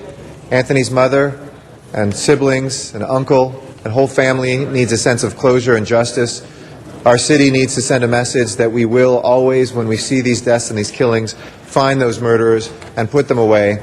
And most of all, we need to heal and know that Echo Park can restore itself as a place. Anthony will never be brought back, but we can remember him well and do well for him and his family through this reward motion. So I ask for your support. Thank you. Thank you very much, Mr. Garcetti, and hope that this will help in that effort. Madam Clerk, if you could please open the roll, close the roll, and tabulate the votes. 11 ayes. Thank you. Next item. Madam President, there are motions for posting and referral. Those will be posted and referred. Madam President, there are excuses on the desk. Please. Councilmember Gruhl requests to be excused on May 21st for city business and June 6th for personal business. This meets policy. Yes, ask Mr. Rosendahl will move and Ms. Perry will second. Councilmember Smith requests to leave at 12 noon on March 18th for city business. This meets policy. Thank you. That will be the order. President Garcetti requests to be excused on April 29th, 30th, and May 2nd for city business. This meets policy. Thank you. You'll be excused. Councilmember Cardenas requests to be excused on April 2nd for city business. This meets policy. He will be excused. Councilmember Weiss requests to be excused on June 11th, 13th, 17th, 18th, and to leave at 11:30 a.m. on March 19th for city business, and to be excused on April 4th, 22nd, and May 2nd, 6th, 7th, and 9th for personal business. This meets policy. Thank you. Will be excused. Councilmember Weezer requests to leave at 12:15 p.m. on May 14th for city business. This meets policy. Thank you. Will be excused. Councilmember Labange requests to arrive at 10:30 a.m. on June 18th and to be excused on June 24th, 25th, 27th, and July 1st and 2nd for city business. This meets policy. He will be excused. Councilmember Perry requests to be excused on March 18th and 19th and to leave at 10:30 a.m. on April 25th for city business. This meets policy. She will be excused. Councilmember Reyes requests to be excused on April 4th for city business. A motion is required. We'll have Mr. Weezer move, Ms. Hahn second. Councilmember Parks requests to be excused on April 4th for personal business. This meets, a motion is required. I'm sorry, could you repeat that, please? Councilmember Parks requests to be excused on April 4th for personal business. A motion is required. Yes, Ms. Perry moves, Mr. Rosendahl seconds. Councilmember Olacon requests to be excused on March 25th for personal business. This meets policy. He will be excused. And that clears the desk. Thank you. Colleagues, do we have announcements today? Mr. Labange. On Monday at 11:30, starting on Vera Street, we will have our very special St. Patrick's Day parade with a concert of the Young Dubliners starting at 12:30 in Pershing Square. I want to thank Jan Perry and her staff for her great assistance and help. enjoy St. Patrick's Day this Monday, the 17th of March. Thank you. Thank you very much, Mr. LeBond. That would be my husband's birthday, so we will celebrate St. Patrick's Day and his birthday. Any other announcements, colleagues? Mr. Cardenas. Thank you very much, Madam President. We have a Women's Self-Defense Workshop, the 5th Annual Women's Self-Defense Workshop, that is going to take place at Delano Park at 15100 Irwin Street on March 22nd at from 11 to 12:30 p.m. And these workshops sometimes attract 150 to 300 women. Some unfortunate men show up, maybe 5 or 6, and they get flipped over. I saw a guy that was about 200 pounds get flipped over in a demonstration by a woman that was only 100 pounds. So these workshops do work, and it's a women's self-defense workshop. And also the creator of Taibo, Billy Blanks, will be leading this workshop. So it's going to be a wonderful opportunity once again at Delano Park at 15100 Irwin Street. That's ERWIN Street in Van Nuys, California on Saturday, March 22nd from 11 to 12:30 p.m. So we look forward to men and women to go to this event, but mostly it's geared towards self-defense for women. Also, we have the concept going on of Kick at the Park LA with Chivas USA, and this is an opportunity for children from all parts of the community to come together. And this event is at Branford Park, which is in the Arleta community, and it is going to take place tomorrow at 9 a.m. at Branford Park. The cross street is Beachy and Branford in Arleta, California, and it is Kick It at the Park with Chivas USA.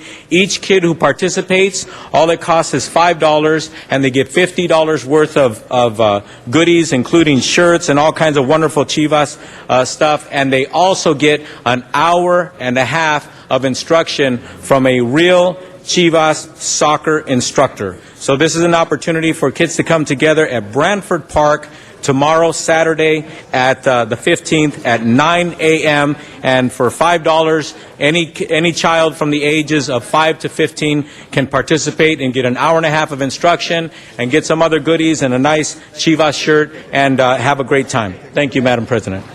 Thank you. Yes, Mr. Rosendahl. Yes, tomorrow is the day of service in the 11th District.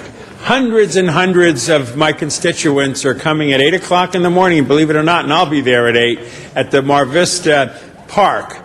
And we will spend the morning and part of the afternoon planting trees, cleaning up neighborhoods. And with the weather forecast calling for light rain late in the day, this will be perfect time for us to do the planting that we need to do. So I say to all my folks in Mar Vista, Delray, and Palms, come to the day of service, commit your time and energy with the other volunteers. There'll also be music and entertainment and all kinds of activities in the Mar Vista Park. And you know, that's at Palms and Barrington. Right over there in Mar Vista.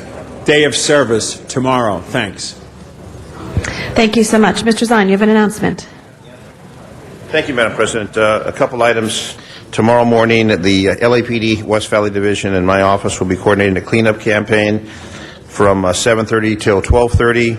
Rain or shine, we're going to be meeting at Taft High School at Ventura and Winnetka, 5461 Winnetka. We anticipate about 800 residents coming out, so we invite you to come out and join us, helping cleaning up that southwest San Fernando Valley area, removing graffiti, trash, etc.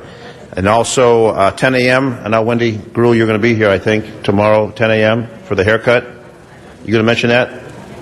Okay, well, I'm definitely going to participate. Not that I need to, but I will. Are you going to completely have your head shaved for this St. Baldrick's? I'm going to have St. Baldrick's. LAFD St. Baldrick's 2008 fundraiser for childhood cancer research, and that's 9 to 3 at the Fire Station 89 7063 Laurel Canyon in North Hollywood. You're all welcome to come out. Bill Rosendahl, come join me, get our head shaved tomorrow for the great cause. Well, I mean, we're going to do it. I know Wendy was there last year. I don't think you had your head shaved, Wendy, but I know you were there last year. Been there several years, yes. Been there several years, but you never had your head shaved.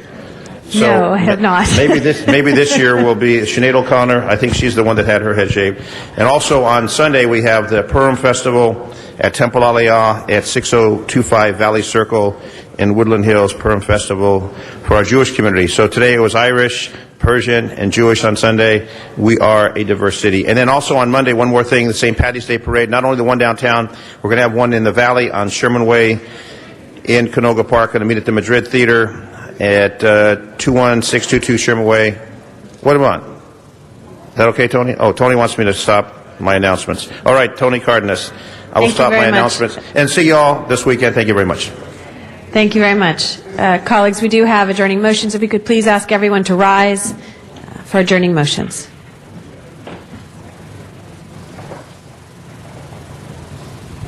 With great sadness that I ask that we adjourn in the memory of a young woman, 23-year-old Melissa Moreno.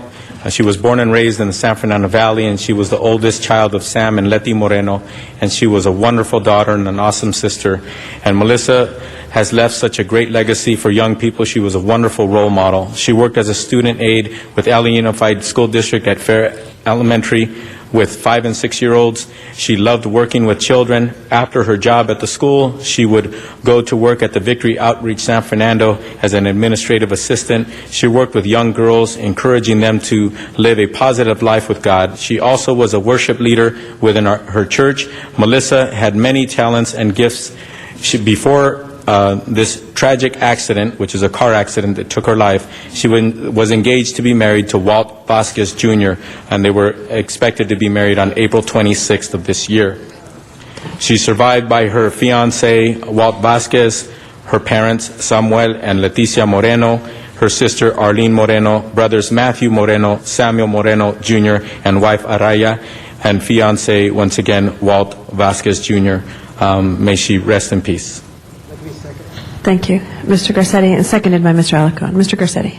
Just briefly, colleagues, I ask we adjourn in memory of Anthony Escobar, who was gunned down in front of his home in Echo Park, a 13-year-old boy who I just spoke about before when he went to go pick lemons for his family.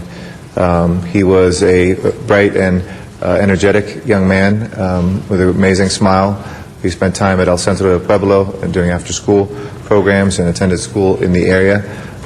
He was killed on past Thursday, and he was only 13. He was a brother to one other boy, and then also to 3 sisters. He is survived by his mother, his uncle, and those 3 siblings. May he rest in peace. All members on that. Thank you. Ms. Hahn. Thank you, colleagues. I would like us to adjourn our meeting today in the honor of Dr. Joseph Wilbur Mayfield, who passed away on February 27th. Dr. Mayfield was the senior pastor of the 114th Revival Center, Tridestone Church of God in Christ in Watts. He was there from 1972 to this when he passed away. Dr. Mayfield led such an amazing, distinguished life. He moved to Los Angeles after serving in World War II and quickly became a community leader following his 2 passions, education and serving the Lord. Dr. Mayfield was the first black teacher assigned to the Wilmington Junior High School. In 1963, he earned a master's degree in counseling and school psychology and helped numerous school children as a school counselor and psychologist. He's survived by his daughters Mary and Margaret, son Joseph, granddaughters Maria and Mia, grandsons Anthony and Alfred, and 9 great-grandchildren. I'm very pleased this morning we have in our council chambers his daughter Mary, his grandson Alfred, assistant pastor Elder Johnny Smith, and his wife Irma, and friends Rosa Robinson and Angela Porter, who wanted to come here today to stand with us as we adjourned in memory of Dr. Joseph Wilbur Mayfield. All members. Thank you. I'd also like us to adjourn in the memory of Ante Tony Brajevich, who passed away March 6th. He was born in Split, Croatia, and he came to San Pedro in 1969, and he lived a wonderful life filled with joy with his family and his friends. He's survived by his loving wife of 44 years, Gabriela, his son, Joseph. Joe is a city attorney, was with the Port of Los Angeles, and then moved over to the Department of Water and Power, and is a good friend of mine, and his daughter-in-law, Sally, his daughter, Suzanne Carisi, and son-in-law, John, and his 5 wonderful grandchildren who he adored, Elizabeth, Mario, Anthony, Dominic, and Mateo. and countless friends in San Pedro and in Croatia.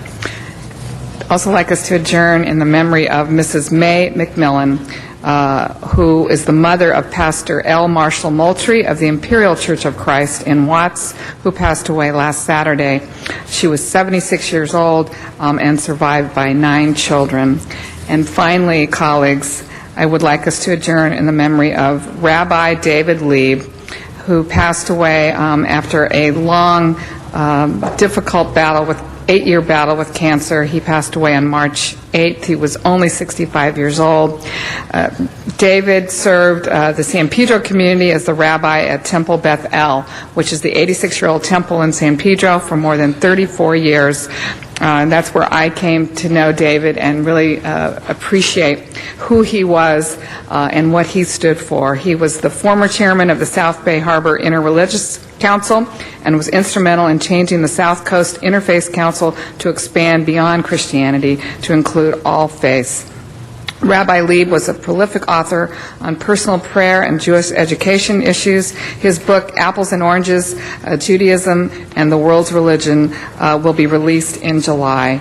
He's survived by his dear wife, Estelle, his sister, Marilyn, his children, Amy, Jacob, and his wife, Julie, and Adam and his wife, Rebecca, and 4 granddaughters whom he just absolutely adored. His service at the temple Tuesday was just such an outpouring of love and respect for a man that truly just did so much, not only for his congregation, but really for the entire community of San Pedro. There was a lot of weeping and laughing at this service, and I talked to somebody this morning who said it was joyous grieving is what everyone was doing on behalf of Rabbi David Lieb. We will really miss him, but he changed so many people. Thank you. Mr. LaBranche. Thank you very much. I'd like all members to join in the journey memory of Marcus E. Crahan Jr., a great man who lived a long life, but not as long as all would want to live, I think. But he had 4 beautiful sons, survived by his passing, and Marcus II, John, Thomas, and Barnaby. He's survived by his wife, Carly. He started his career with the city of Los Angeles in 1957 as a city attorney.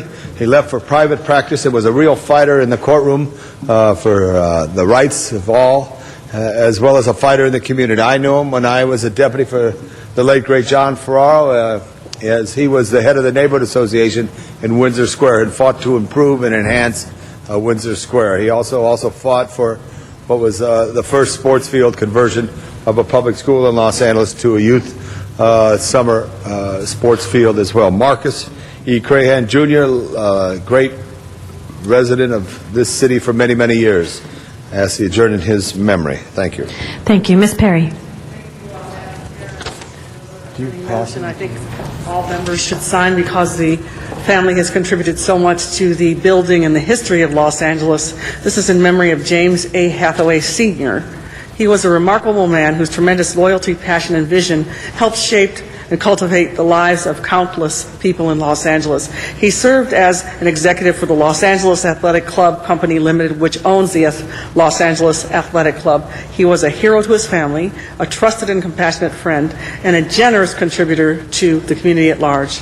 He is survived by his loving family, including his wife, Netta Hathaway, his 7 children, Christine, Linda, Lauren, James, Cecile, Julia, and Jameson, 21 grandchildren, and 15 great-grandchildren, as well as his brothers and sisters, Barbara, Sylvia, Frank, and Charles. His memorial celebration was held on Saturday, March the 8th at the California Yacht Club. Thank you. Families of Los Angeles and the Athletic Club, and I know that he was a dear friend of John Ferraro. Yeah, all members. Have all members. Thank you very much, Ms. Perry. Mr. Rosendahl. Thank you, Madam President. Former U.S. Senator Howard Metzenbaum passed away. He's a dear friend of mine, folks. I worked for him.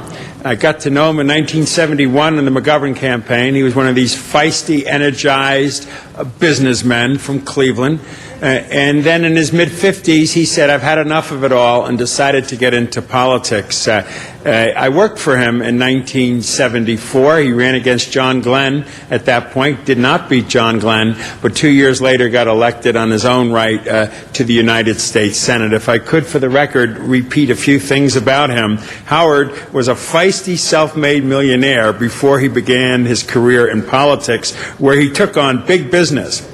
He died at his home in Fort Lauderdale. He just turned 90. Howard was born June 4th, 1917, grew up in poverty and prejudice on Cleveland's east side. Anti-Semitism reigned then, and Howard fought against that as a young man. He actually was an amazing young man. When he was at Ohio State University, he was selling flowers, playing the troubadour. He was selling magazines, renting bicycles, and peddling razor blades. He was all over the place. He then got into business, and his buddy Ted Bonda, who I knew so well, the two of them created airport parking. Ended up being the biggest one in America all over the place. It's now called APCO, APCOA. And then they also started a rent-a-car business that ended up being Avis Rent-A-Car. He said to me many times he was born to raise money. He knew how to get money, make money, and so on. And he knew how to use the loopholes. One day, it was a terrible day. We were coming out of a snowstorm, landing in Cleveland in the middle of his campaign. We land at the airport. We pick up the Cleveland Plain Dealer, and it says, Metzenbaum pays no taxes. I looked at him, I said, oh God, Howard, you're in trouble, baby. Well, he lost, but then he learned from those experiences, and when he got into the United States Senate, where he served 18 years, he closed a lot of the loopholes that the super rich get away with, just like our president doing the super cuts for the super rich. Total insanity. Howard fought for the little guy all the time, became a huge, strong union supporter, and never gave up his fight for the average American. His daughter, who lives in Topanga Canyon, Barbara, may the family, the four girls, and Shirley, his wife, may they be given our greatest sympathy, and may he rest in peace. Thank you. All members, thank you very much. Mr. Zine. I have a four, Madam President. Jimmy Joe Stout passed away February 13th, born August 10th, 1937. Enlisted in the United States Air Force, served over 29 years while in the Air Force, recipient of the Bronze Star. Be greatly missed by his family and friends, survived by his wife, two sons, two daughters, and a number of grandchildren. May he rest in peace, Jimmy Joe Stout. My next is a very sad situation where a husband and wife both passed away within a day of each other. Alan H. Pearl, born July 6, 1921 in Baltimore, passed away March 8th. Deeply missed by his family and friends. Father of Michael Pell, a civilian employee at the Los Angeles Police Department Record and Identification Division, survived by 5 children, 9 grandchildren, 1 great-grandchild, a Bessie's sister, numerous nieces, nephews, friends, and relatives. Alan H. Pell and his wife Bessie passed away the day later, March 9th. Bessie J. Pell, born March 30th, 1919 in Chicago, passed away March 9th. Be greatly missed by her family and friends. Again, the mother of Michael Pell, civilian employee, Los Angeles Police Department. Our condolences to the family. And my final, Madam President, Michael Fabian passed away on March 9th. 16 and a half years of age, resident of Winnetka, killed while trying to stop a fight at a party in Northridge. A very loving and happy boy. Loved playing music, listening to rap music, loved playing on the computer with Photoshop, loved dancing and going to parties with his many friends. Always made his friends laugh and was a very nonviolent person. Was always on his cell phone with his friends and spent lots of time with his little brother and sister and best friend, Ricky Ortega. Be greatly missed by his family, friends, and the community. Survived by his parents, Martin and Alberta, sister Emily, 10, brother Eric, 7, aunt, uncle, and a number of other relatives. May he rest in peace, Michael Fabian. Thank you. And colleagues, I'd ask that we adjourn in memory of John Pasternak, who passed away on Sunday, March 9th at the age of 92. He was born in 1916 and worked in the film industry for many years. He saw so many changes in the industry over that time and was a true pioneer. He was the younger brother of renowned director Joseph Pasternak. He will truly be missed by his family and all those with whom he was close. He's survived by his daughter Susan Pasternak, son-in-law Larry Pikus, and only grandson Matthew Pikus. Susan is council member Joy Pikus' daughter-in-law. So we ask that the council adjourn in his memory today. I'd like to acknowledge Mr. Alacone for another acknowledgement. Members, I'd like to adjourn in all members for memory of Alice Mae Points, who was 68 years young when she passed. She was born in Wyoming and came to the San Fernando Valley in 1951. Her home has been in Mission Hills for the past 25 years. During those 25 years in Mission Hills, she was employed with Mission Linen Supply, one of the largest privately owned companies in the textile rental industry, with over 2,500 employees. She was a bright and hard worker who enjoyed a fun and challenging work environment. After work on weekends, of course, she enjoyed her family and friends. They would go to her house because she had the sweets and snacks and satisfied the pleasure of the kids and the woes of adults.